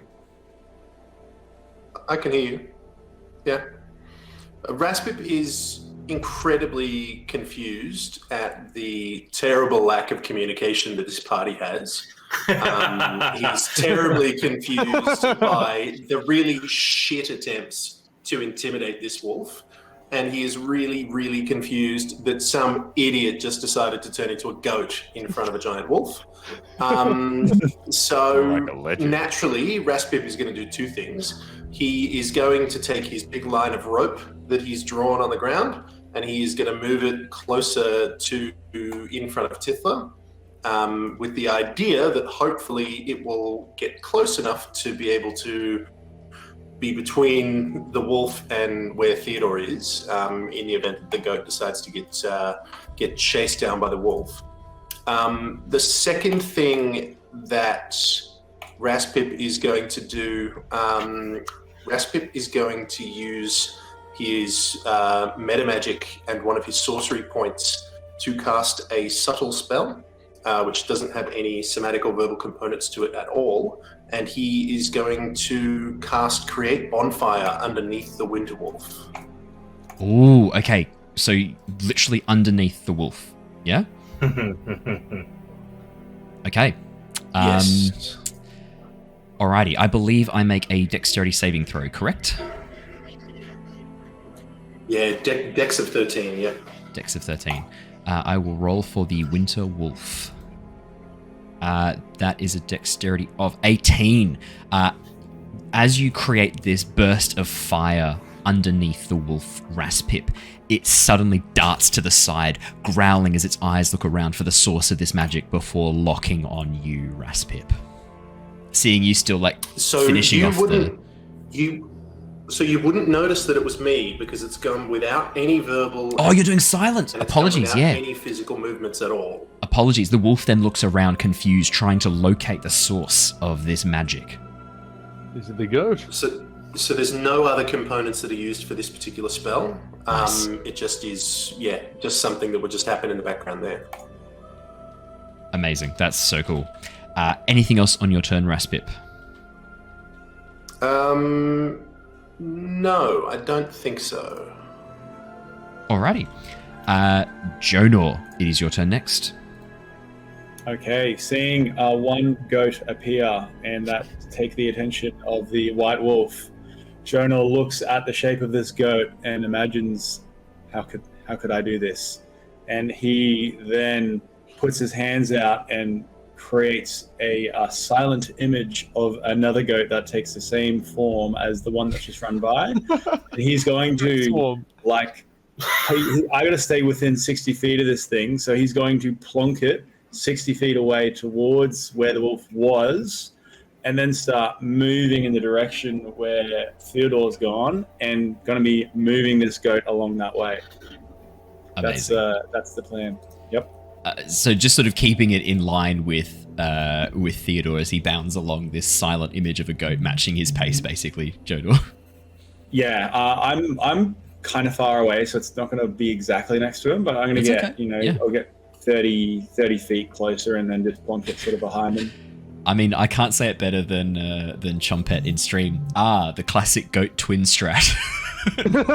Sums it up nicely. It's a vintage strat. Okay, it's a well-known D&D meta strat, the twin goat strat. Everybody knows the twin goat strat. This is definitely something that happens all the time. Amazing, Jonor. Cool. So we've got these two goats essentially now, trying to draw the attention of the wolf. Jonor, with that casting of the spell, the wolf, which originally had kind of stopped looking around, trying to locate the source of magic, now sees you going. Yeah, it's a verbal. It's all three. It's somatic. Verbal, somatic. Yeah. Yep. And as you what do you use up in the spell as well? I think you've got some components and things like that you burn up through as well. I think there's probably a feather. There'll be rope. It's goat, made out of wool. It's got the fleece to it. So I imagine rope and some sort of ration to make the animal. Yeah. Jonor, as you pull out this rope and begin disintegrating it into yellow sparks as you cast the spell, as it's used up as part of the spell, the wolf just sort of turns and looks at you. The illusionary goat bouncing next to Theodore, but you get the sense the wolf is now focused on danger rather than food. Sorry, mate. Yep, look, could have happened. And that's what he does. That's it for him. Amazing. The Winter Wolf. Sorry. There's actually one more person who gets to go before the Winter Wolf, who shares an initiative with you, Jonor. Rictavio.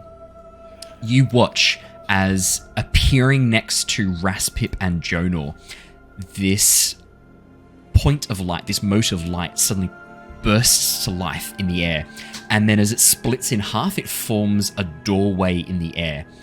This doorway, almost this darkness of stars appearing on the other side, with these hands grasping out from inside the doorway. Suddenly Rictavio steps through, the half-elf bard that you had encountered back at the tavern, the hands clawing at him to try and hold him back as he pushes through this dimension door and then ends the spell as he steps through on the other side.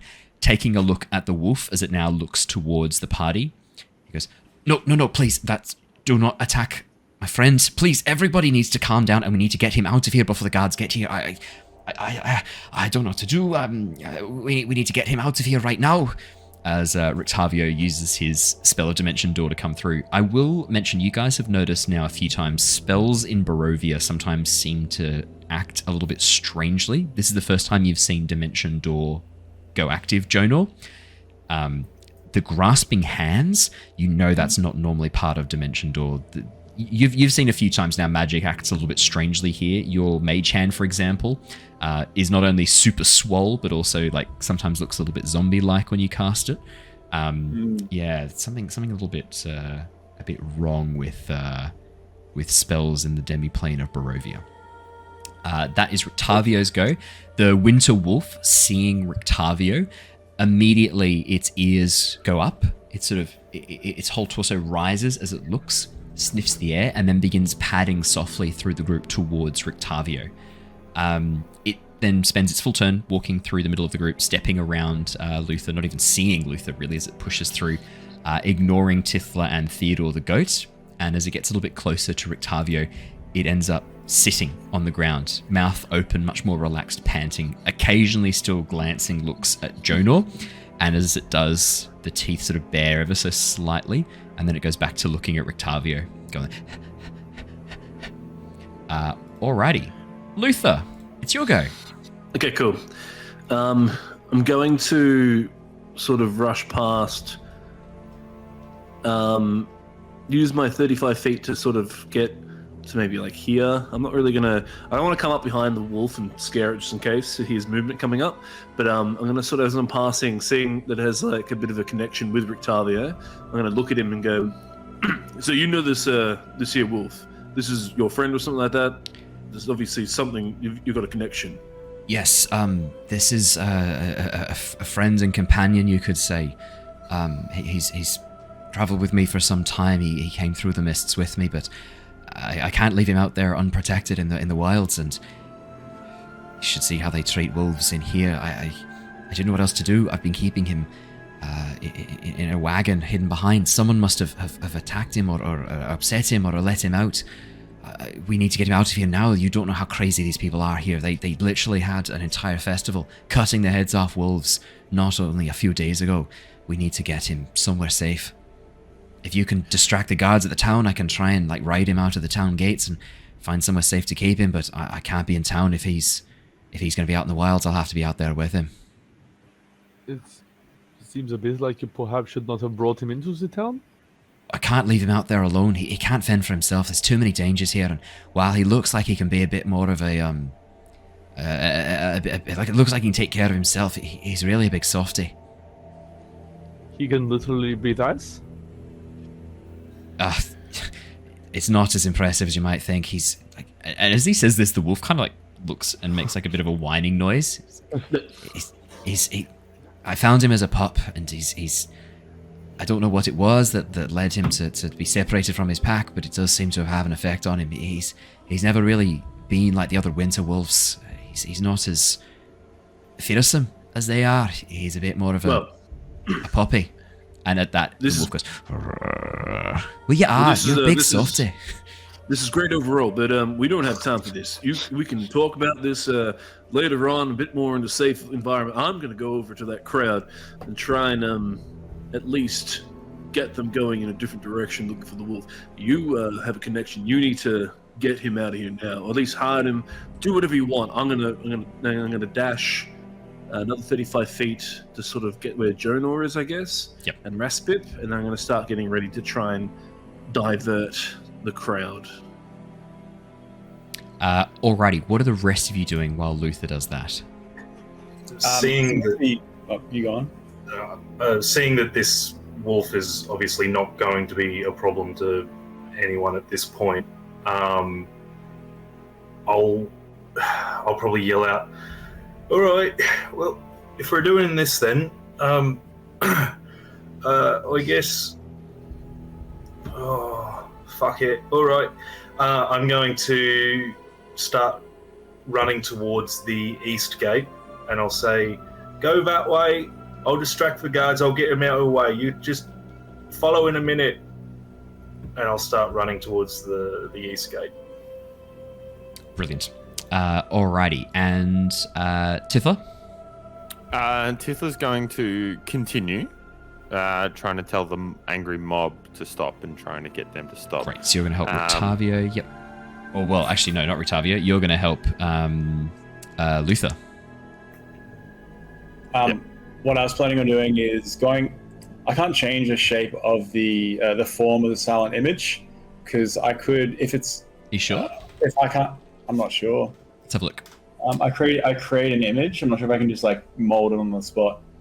Let's have a read. You create the image of an object, creature, or some other visible phenomenon. The image appears at a spot within range. You can use your action to move the image to any spot within range. As the image changes location, you can alter its appearance so that its movements appear natural for the image. For example, if you create an image of a creature and move it, you can alter the image so it appears to be walking. I'm going to argue that if you can change the appearance so that it looks like it's moving, you can modify the image within reason, because if you can modify it enough that it looks like it's moving naturally, you're changing the image itself. So I would argue that within reason, like if you wanted to change it to a larger goat to wolf, and then I was going to add a prestidigitation of wolf-like noises of scratching of claws on palisade, and depict this thing visually and audially climbing up the wall, getting to the edge there, and then I was going to cue it to jump off. Yeah, I'd argue that you could just shrink the horns, make the fur a lot longer, and really that would do the job of making it look more like a wolf. Like all you'd have to do is grow the fur a bit, shrink the horns. That's a very minor change that you're making to that image to make it look more wolf-like, and then to add the sound effects. Yeah, that sounds like not a problem to me. With sweet. the sound effects, are you using prestidigitation for the? Yeah, prestidigitation would do the job nicely. Brilliant. And where did you want to place those noises and that image, Jonor?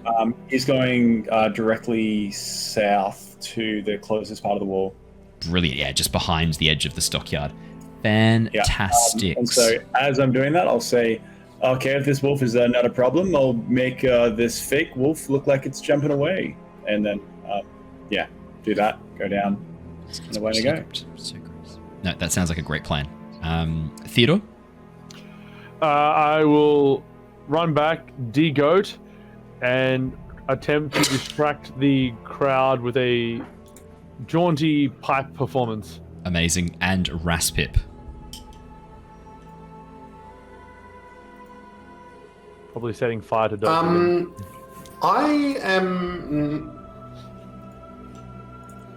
I'm not going to do a huge amount, to be fair. The only thing that I am going to do is I am going to ready my action in the event that the town basically gets to where the wolf is, in which case I would like to cast Stinking Cloud. Okay. And Grinner, did you say what you were doing, sorry? Yeah, I'm making my way to the That's right. east gate. Yeah, you're the only one heading to the east gate. All right, brilliant. Let's do those who are working on distracting the townsfolk, and Raspip, then we'll have you drop your Stinking Cloud as that goes off. Look, what I'll do is Owen as well. Yep. Luther will notice that like Tithla, Jonor, Theodore, even Raspip are focusing more on the crowd. I'll probably double back and actually help Rictavio with the wolf. Okay, cool. Because I'm not a persuasion character. Yep. No, I was doing it to like nip it in the bud in case, but then with some actual more persuasion based characters, e.g. Theodore, I'll help out. Yeah, no, all good. That sounds like a plan. Well, let's do those who are marching on the townsfolk. As the three of you, as Jonor, Raspip, and Theodore get to the crossroads, and Tithla, sorry, as well, get to the crossroads and begin looking up the main thoroughfare, you can see about 4 guardsmen accompanied by a number of villagers approaching with makeshift weapons and torches, looking around in the darkness, trying to see where this commotion, where the cause of this commotion is. You can also see marching along with them is a younger woman, one who you actually saw running away with the party before. She looks to be maybe like 19, 20, and she looks terrified. White face, sort of hiding back behind one of the guardsmen, like looking around terrified as they sort of bring her, being like, where did you see this creature? Like, point out where you saw it and we will find it. And she's like, in the stockyard. Why are you bringing me with me? I don't want to come. Time to gaslight. Oh no. As the four of you all sort of stand there looking up. Theodore, you're playing the pipes jauntily, you said? Yeah. Can I have a performance check, please? 100%. Not my 10. jauntiest. It's very average. It's a very average jaunty pipe. As you do like a tarantella, essentially, on your panpipes. The guards sort of like give you a look, and then as they look around trying to see into the stockyard, all of you kind of blocking the road a little bit. What are you doing? Move! Get out of the way. We need to investigate. There has been reports of a large creature seen inside the stockyard. A large wolf. There is no wolf here. What are you talking about? Just us having a minor revel with these Vistani merchants? There's no wolf here. They sort of look around. Jonor and Tithla and Raspip. What are you guys doing as Theodore begins chatting to these guards? Well, I'm going down south with the intent of making my imaginary wolf jump up to the edge, make a big wolf noise, and then jump away. So I'm bitching. Are you kind of like waiting to see them? So are you kind of like trying to wait for the guards to get in range before you activate this? They cool. see it. Yeah, cool. You haven't heard any cries of alarm yet, Jonor. As you keep your image ready and you're like poised, ready to make this thing jump, you're just waiting patiently at this stage. Yeah. Tithla. If they're in sight, if they're like down this alleyway and they would be able to see where it would jump out, then that's the point I'd do it. Okay, yeah. So at the moment, you think they're probably too far away to see it in the gloom and the darkness, but as soon as they're within range, probably even if you cast light, you could help with that a little bit. Although you need a prestidigitation for the sound, so probably not. Okay, Tithla. So Tithla is probably still just confused and trying to like, why haven't these people heard her and all that sort of stuff? Because that's the only thing that makes sense. I think so. She seems to have control over she's worked out how to get the doors to open and slam and that sort of stuff. So she's going to. How far away is this mob now? They're up to about 30 feet, 40 feet away from you guys. You've moved up to kind of block the pathway down. Wonderful number to hear. Right. We'll move forward a little bit. And just to try and get their attention, we're going to do the window door slam, try and behind them, just to get them to turn around and just distract them for a few seconds or, just to freak them out and go, oh, what's going on over there? Maybe we should look at what's going over there. Just confirm for me, thaumaturgy. Verbal and somatic? Yeah. Just verbal, bitch. I don't think that was necessary. I don't know if I needed that. I needed it. Oh, okay. It's for you. It's for you. Okay. As you mutter arcane words under your breath in a foul goblin tongue, and then hear me when I was shouting. I don't think they'll hear me when I'm talking normally. Yeah, they're a lot closer now than they were before. I don't want these specifics. Okay. That's too bad. This world is based on science, and you will respect it. As you begin muttering under your breath these arcane words. Luckily, the sound of your mutterings is drowned out by the from Theodore's jaunty playing. And then suddenly, as the shutters of a window slam shut behind them, all of them, including the young woman, sort of turn and look up, terrified. A few of the villagers at the back begin like poking up at the air with their pitchforks, as if trying to like poke whatever it was that opened and closed the shutter. The woman, actually, can you make me an intimidation check, Tithla? I want to see. She's already pretty scared. I want to see how much this tips her over the edge. Yeah, let's see if I get another. Oh, that was close. That's a 16. 16. The DC for this was on the 15. 3 for a second there, though. Oh, did it? Well, luckily for this, the DC was 15, so this is a pass. She's had enough. With this sudden fright from behind her, she lets out this small shriek, pulls her arm free of the guards, and begins sprinting back up the main road away from the stockyard. The young lady, she is clearly not of sound mind, and it is not best to dwell on what she says. I'm sure she just heard our performance and assumed it was something more frightful. Now listen here, I've known. Why am I Scottish? Now listen here, I've known Arabelle for. I'm still Scottish. Ugh, get out of my head, Scottish accent. I've known these wee ones for years I've known now. wee Arabelle for many moons. She's not one for taking her flights of fancy. Sorry, let me get the Barovian accent back again. The problem is fucking I've chosen Scottish for Rictavio, and it's always hard to come out of that accent afterwards. Let me just find my voice again. All right, I've got it. The wee ones. Thank you. I have known Arabelle for many months. She is not one to take into flights of fancy. She said that there was a beast here. There was a beast here. Well, look, perhaps she was mistaken or had a rough, stressful day. I mean, we were, having a loud performance. You know how the Vistani get sometimes. And how dare you call me a beast? You are Vistani?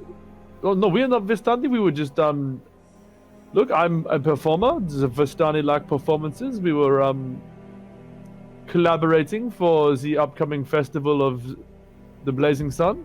Ooh, nicely remembered. You are...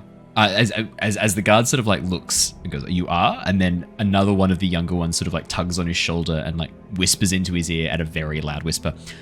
You know, that one is kind of hairy. Do you reckon she mistook the goat man for a wolf? Like, if he was, like, making, like, howling noises with his flute?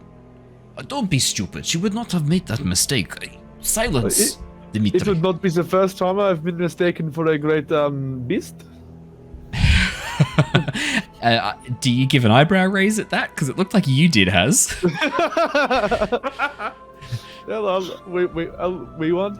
Do you give a wink? Oh, he does. Ah, disgusting. Finger guns. Ah, gross. As you do that, one of the female guards, who, as you have a bit of a look, Theodore, has a bit of like a look at you and like looks at your quite weedy chest and thin, narrow arms. I know in your character art you look like quite a handsome fellow, but we've discussed that your strength and con is pretty poor. No, con is poor. Strength is passable. I'm +1 to strength. Oh, okay. I take it back then. I'm 13 there are strength. some muscles, yeah. As she looks at your tan skin, muscles, your flowing mane, falling loosely around your horns, she sort of like gives a bit of a blush as it comes to her cheeks, and as you sort of stand there, cutting quite a heroic figure with your pan flute at your waist, saying, "I'm a bit of a beast." There is a sort of a blush that comes to her cheeks. The older guard goes, "Why are you blocking the way into the stockyard? You need to let us pass so we can go and investigate. This is our job. You cannot block us from entry into town. We will throw you in the gallows if you..." Surely you did not interrupt the performance practice that we were doing for the Burgomaster's Festival of the Blazing Sun. I am not interested in performance practices. You can cease the practice. We will not interrupt. We will just move through, or you can perform while we are there. Your decision. Okay, if you want to come in, that's fine. You'll find nothing here. Great. And as they begin sort of pushing past Raspip, did you want to cast Stinking Cloud, or do you reckon that time has passed? Do it. You know you want to. Stink 'em. What would Raspip do? I will, yeah. Yes. All right, great. Let me pull open Stinking Raspip, Cloud. Are you going to do subtle spell? As soon as they got past, Raspip would definitely set that off. It would be a subtle spell. You create a 20-foot radius sphere of yellow, nauseating gas. The cloud spreads around corners and the area is heavily obscured. Each creature that is completely within the cloud at the start of its turn must make a con save, or spend its action retching and reeling. Okay. Where do you activate this spell, Raspip? I'm gonna do it in, actually just literally center on the group of guards. Amazing. Okay. As they begin walking towards you guys, Raspip, you just like focus, like, concentrate, and then suddenly, almost like the mist, because at this point with the night sort of closing in, the mist is curling around your feet. Not as thick and not as heavy as it was in the town of Dowbridge and in the wilds, but there is still mist gathering around your feet in the town of Alaki. The mist suddenly grows thicker and tendrils begin rising, and it takes on this very disgusting, like rotten egg yellow hue. And as these tendrils begin rising up, the guards begin coughing and spluttering. I'll roll con saves. What's your DC, Raspip? Give me a second. It's Don't DC worry, that's 13. a fail. That's a fail. As long as your DC's 14 and above, don't worry, I've failed. I did not roll above a 13. The DC is 13. I did not roll above a 13. Only one guard is not vomiting. The rest of them collapse as they're like... as they begin choking on this foul, noxious vapor. Where you've positioned it, Raspip, it's just out of range of where you guys are standing. The only other thing that Raspip is going to do... the only other thing that Raspip is going to do is move closer towards the wolf. Okay. Anything else, or just moving towards the wolf and towards Rictavio? Oh, is the wolf still just here? Moving closer. I'm sort of running the different things that are happening semi-simultaneously, but I want to get as far as the guards pushing through before I then jump back in time to Rictavio and Luther and Jonor. Right. Yeah. Because I had a feeling this could influence what Rictavio, Jonor, and Luther do. If the guards weren't delayed and just pushed right through you guys, then their turn would be a bit different. Whereas I need to know what happens with you guys before I can know what happens with them. Playing around with time. Then I would have resisted a little bit more for them coming in. I wouldn't have rolled over to them. Well, I mean, you didn't even need to, because as soon as you started to let them in and sort of make a bit of a space, suddenly the stinking cloud emerged and began choking them. You watch as the female guard who sort of gave you a bit of an eye, who to your eye probably was quite attractive, begins vomiting heavily as the stinking cloud begins choking her, and you watch as tears spring into her eyes. She's like, the only one who's unaffected is the young man who went, so the goat man does look, he's a bit hairy. Do you reckon she mistook him for the wolf? He sort of seems slightly unaffected. He quickly pulls out a handkerchief and holds it over his mouth and he goes, oh, that's foul. Oh my God. And he begins wafting it away and stumbles forwards out of the fog cloud. Owen, can I argue one point to that? Okay. Being... Normally, if you're in a crowd of people that all begin throwing up, it's going to initiate your own gag reflex. Not necessarily. This man, unbeknownst to you, is the son of the village tanner, which means he deals with piss smells all day long. Vaughn to step up. Definitely had that. It's definitely on his notes here. I'll just pull them open and share them. It was always the plan. In my mind, as soon as one of them passed, I was like, I've got to have an explanation for this. Clearly, he's from a family who deal with pretty disgusting smells. Maybe he's from the tanner, or maybe he's the night soil man who comes and collects the fucking his family. His dad was the guy who collects the buckets of shit from outside houses in the evenings. What a career. What a career. And I think someone was telling me that only 100 years ago, there were places in Australia that still didn't have running water. And so, for toilets, places in the country. And not even septic tanks. This is, within the last 100 years, not even septic tanks. And their grandfather, would have to, at night, close the windows because the night soil man would come past and collect the shit from their outdoor toilet and walk past their bedroom window to get back to the main road. Within the last 100 years, this was still a thing. How nuts is that? That's just crazy to me. Pretty shit. Yeah. Thank you. Yeah. As this younger guard pushes forward out of the stinking cloud and seems somewhat unaffected and looks back at his friends and colleagues and tries to waft the stinking cloud away, you get the sense he's a bit distracted for the moment. That's all I needed to know, is how long they were going to be held up. Ages. That spell lasts for 1 minute. So, Luther, Jonor, and Rictavio and the wolf. So all back in the main square. We're going to jump back in time a little bit as the rest of the party rush forward. Rictavio turns towards you, Luther, and you, Jonor. As Jonor, you begin creating this illusion. Rictavio gives a bit of an eye and goes, That's a bit of clever spellcasting there. You got the sounds right as well. That's quite impressive. Thank you. That'll be a fine distraction if I can get on the back of my wolf companion here. Can get out through the main gates. Hopefully you can use that to distract them, send the guards off in the wrong direction. I'll have to try and find somewhere safe outside of town and maybe pitch up. I can't say I relish the idea of spending a night outdoors, but I don't see what choice I've got now that I've been discovered. Yeah. So we're in the warehouse area still. Yeah. Yeah, it's probably not a good idea putting the wolf anywhere back in here again.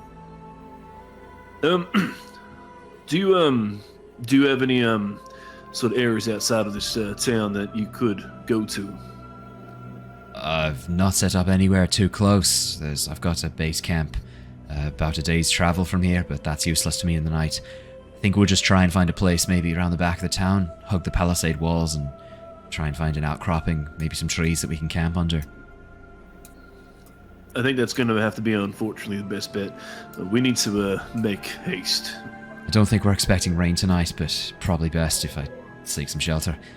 Thank you for your help. I've said that we need to have a chat. That's doubly so now. You've done me a favour. I won't forget that. I wouldn't mind a chance to meet with you and your companions later. There's some things we can discuss. I'm glad that we have to fight. I'm just happy about that. And I thank you for treating my companion here with respect and not just rushing and attacking, like the rest of the townsfolk. I really appreciate that. Thank you. I throw him, before he goes, I throw him a signal whistle, because I have 4 of them packed. Oh, nice. And I go, look, we haven't had much of a chance to talk at all, but I have heard that you had helped out Grinner, well, at least converse with him, so I know that you have intentions to talk with us. By all means, take the signal whistle, and if you do meet with some misfortune on the outside, then we can maybe come and potentially help. Obviously, we'll try our very best. This is quite clever. You lot actually seem to be fairly competent. Most of the people who are brought through here seem that way and then end up dead before too long, but this is quite clever. I think you might have a chance. What, two short beeps on the whistle and then 1 longer one for danger, and then maybe if you wanted to come out in the morning, I can try and find you maybe 1 short, 2 long. What do you reckon? Perfect. Can you I'll just get that down real quick. What was it again? 2 short and 1 long for danger. 1 short, 2 long for safe. That's how I'll find you in the morning. If you come out, find somewhere safe outside the eye shot of the town guards, maybe in the woodlands to the south, blow the whistle. 1 short, 2 long, I'll come find you.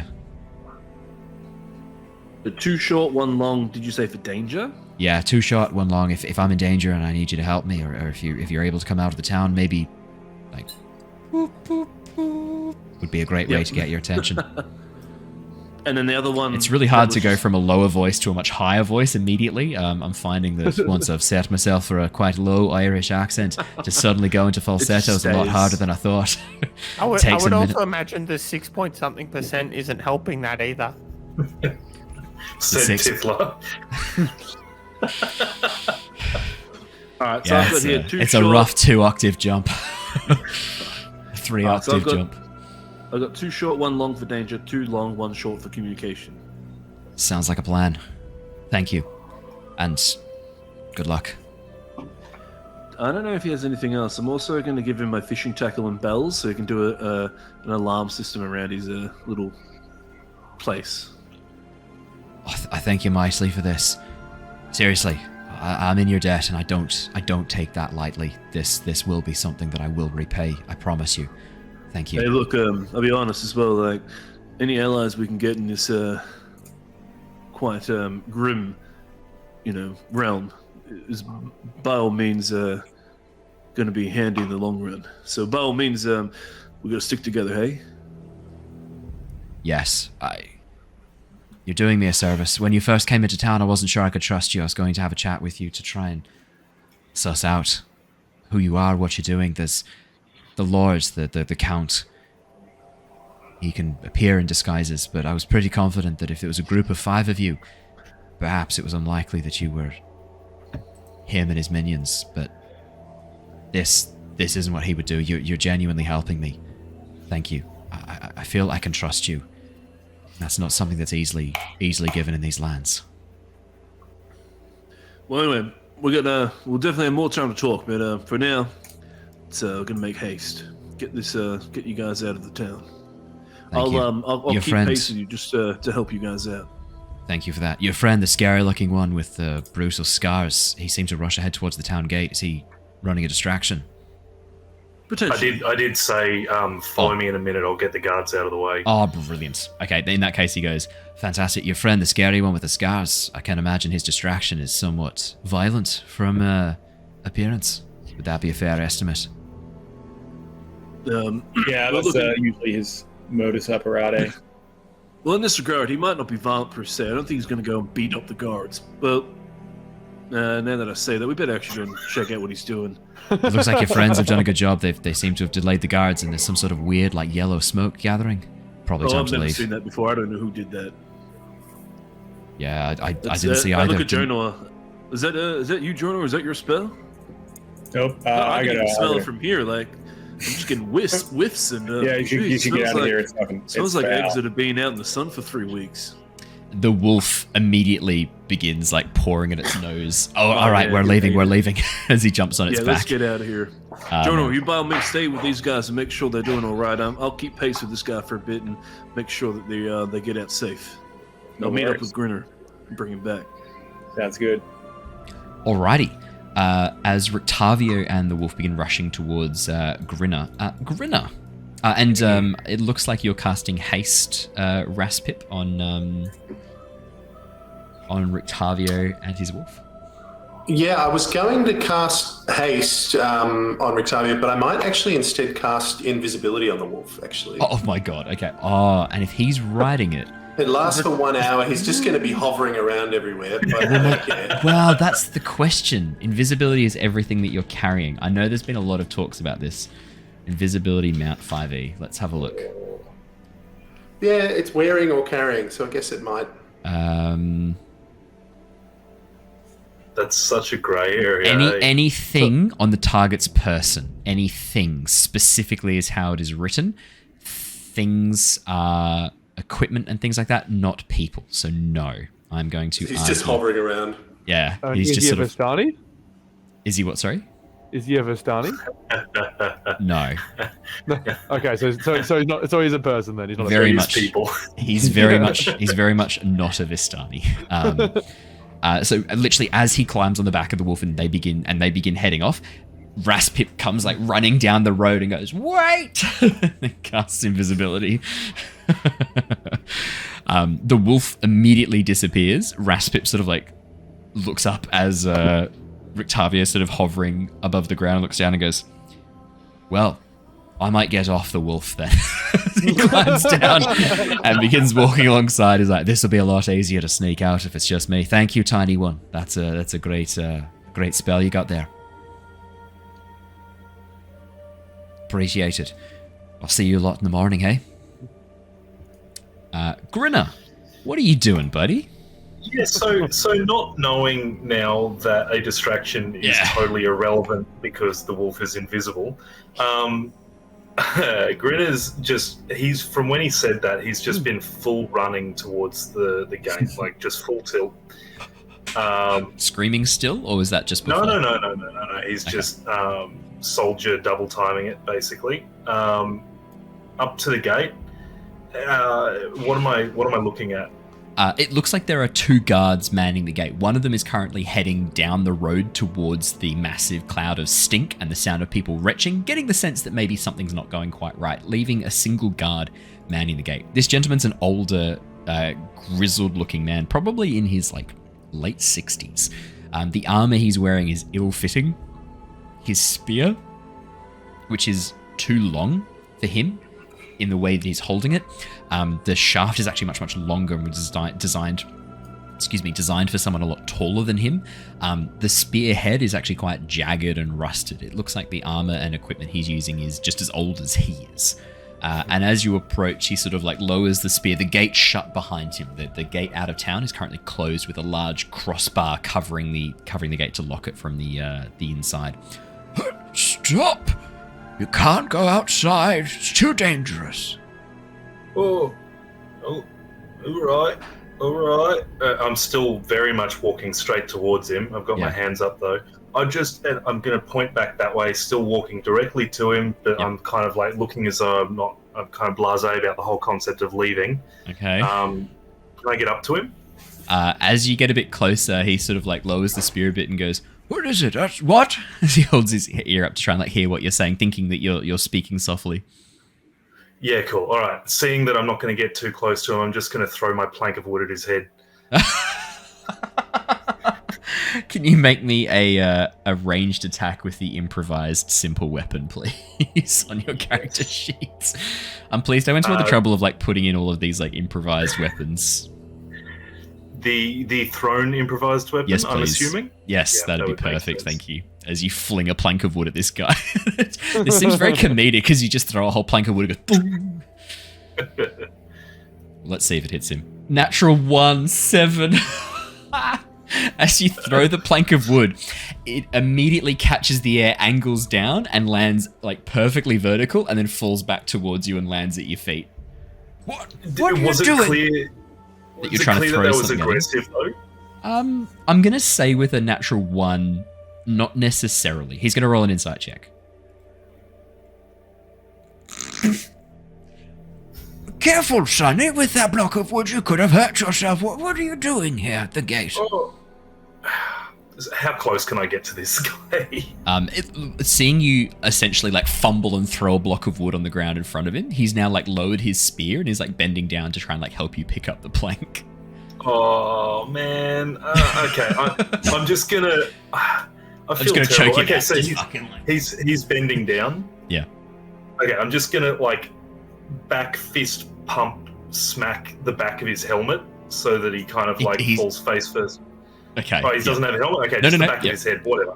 Great. I'm just Do you going to wanna- smack him in the back of the head. Do you want to make me an unarmed strike, please, Grinner? Okay.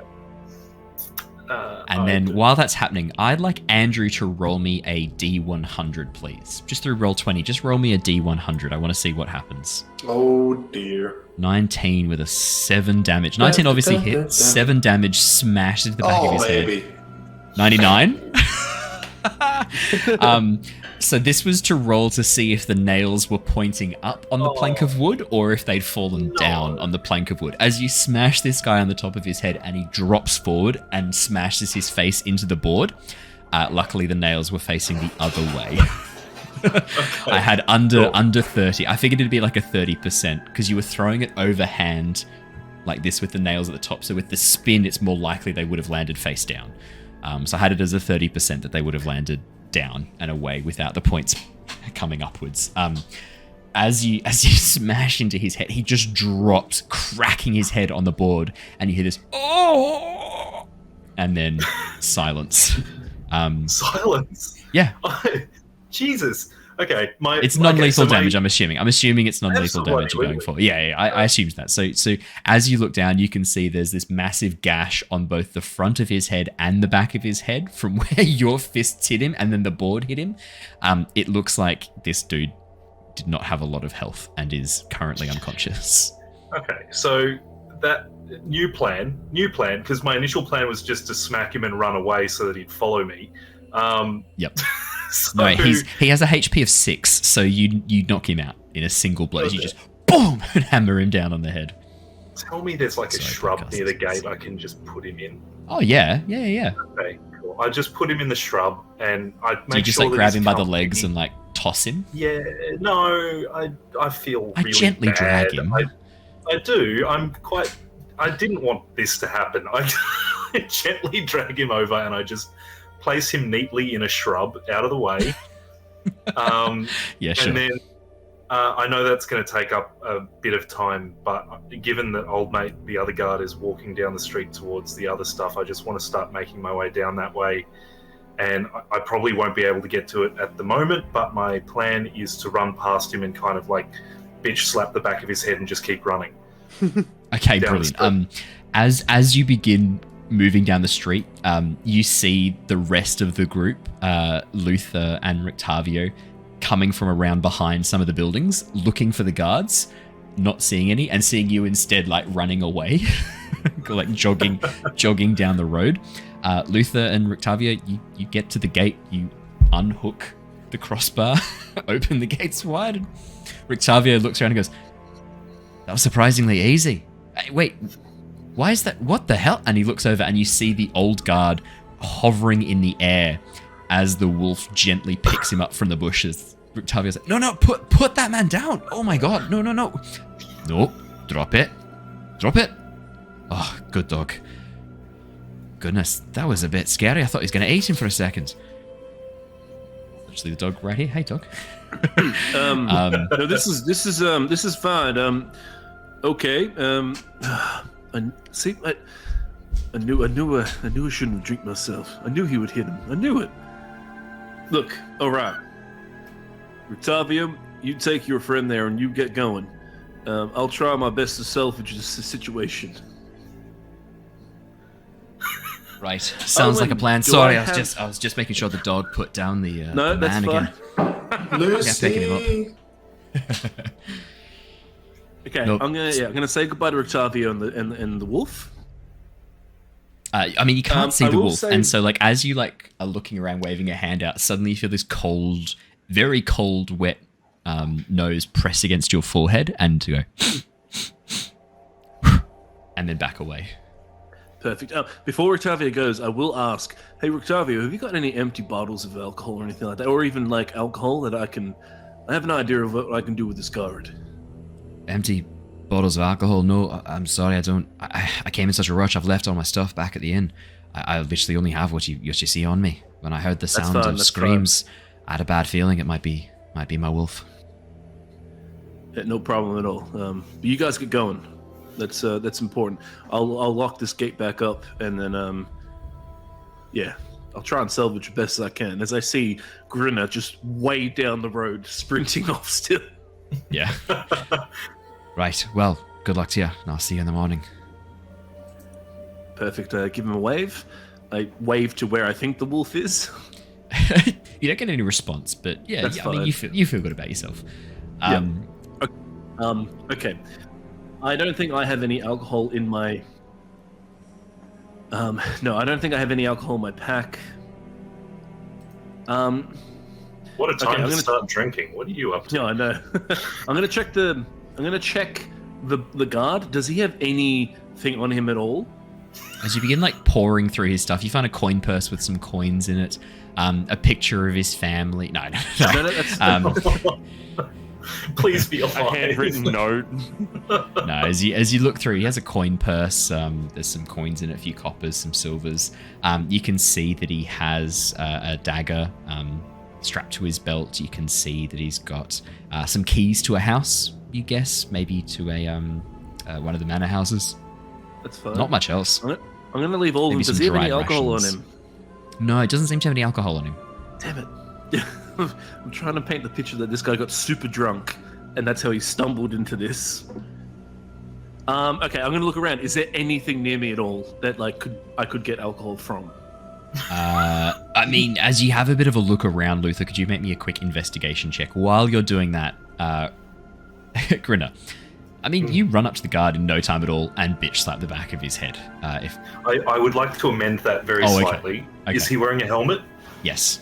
I'm going to yank it off his head and keep running. Oh, you, what the fuck? As you begin sprinting off, the guard begins chasing after you. You run up towards the edge of this stinking cloud. What's the area?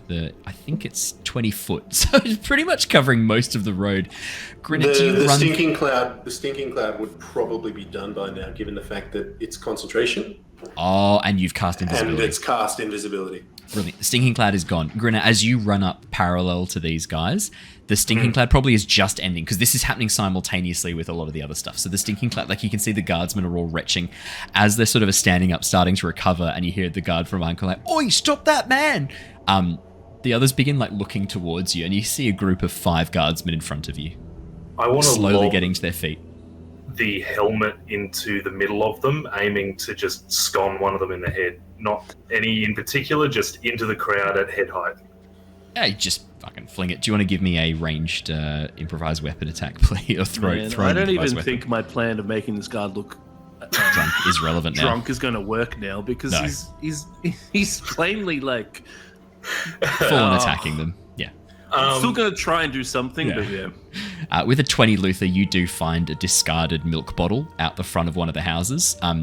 It's not a traditional milk bottle. It looks like it could easily be a glass bottle used for various other liquids. It doesn't look like that wide-mouthed milk bottle. You get the sense that if you like we're able to get a bit of an alcohol smell in this and put it next to the guardsman, or otherwise just like have it wrapped in his hand, maybe you could convince them that he'd been drinking. The only problem with that theory is the front of his head and the back of his head are bleeding, not profusely, but enough that it looks a bit suspicious. And the plank of wood with the blood stain on it is still in the middle of the road. Could I also we'll do Grinner first, and then I'll do mine. Yeah. Could I please argue that, given that I'm just throwing into a mob, I have advantage on that? No, because you're throwing it into a group of people, not targeting one in particular. So I would actually argue that you've got less of a chance to like aim for someone in particular and bang them on the head. You're more likely just to like throw it randomly in and hit like an arm or a leg or something. Yeah, that's fine too. I'm happy with that. But the whole point is to get as much attention as possible and just keep running. Even though it's an 11, actually, I'm going to give you advantage because 2 of them are still prone on account of them having been vomiting for the past like minute. Do you want to make me another attack roll with the it's so much better. 13 is enough to hit. 11 wasn't. 13 is. One of the ones who's prone is just getting up. It smashes into the side of him and like topples him over sideways as he goes and begins like coughing up. You then begin sprinting back down into the darkness again, I'm assuming away from sight. Correct, like heading towards the other gate. Amazing. Okay, amazing. The guards sort of organise this half-hearted split. 2 of them running towards where the wolf was last seen, the others trying to chase after this douchebag who's throwing helmets at people. That is how we're going to end tonight's session, with Grinner sprinting off into the darkness, because I think we're going to need to have a bit more time to deconstruct how the guards deal with the rest of you guys in the main town square and how everything else is happening as well. So that is where we will wrap up for tonight. Thank you so much for joining us, everybody, for a chaotic session where we had a natural 0 dice roll. Not a natural 0, sorry, where we had a 0 check on a dice roll. Unbelievable. Absolutely amazing. Thank you so much again to our lovely guest character Andrew for joining us as Raspip. Stinking Cloud is a fantastic spell that no one ever picks. I'm always happy to see it. Everyone's like, oh, it's not very min-maxed. No, it's hilarious and I love it. It's a great spell. I'm here for the lols. Yeah, we know. That's why I invited you. I need to make sure that Raspip goes and collects his rope as well. I had something hilarious in mind for that, but it didn't end up panning out. That's okay. I'm sure there'll be a chance next session. Awesome. Well, thank you so much, everybody. That is where we are wrapping up for tonight. We will be back again next week with more Curse of Strahd. Tomorrow night is Avatar Legends, and Wednesday night is Return of the Giants, our 2 other campaigns. One D&D, one Avatar Legends, which is the Avatar The Last Airbender session.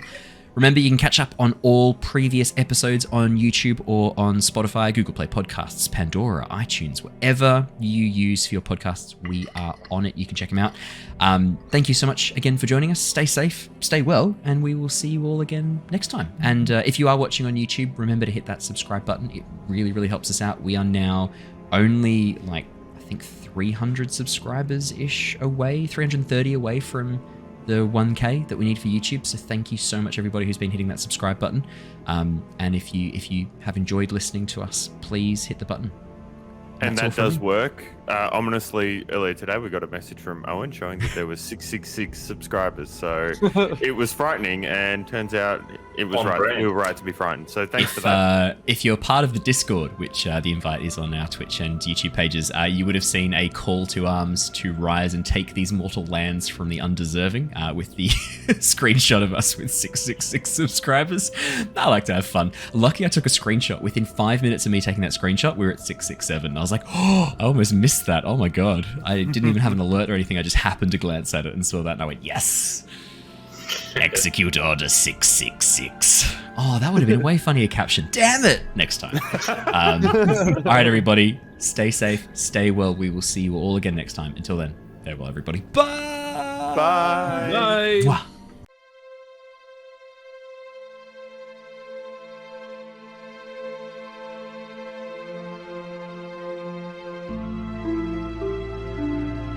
Mwah.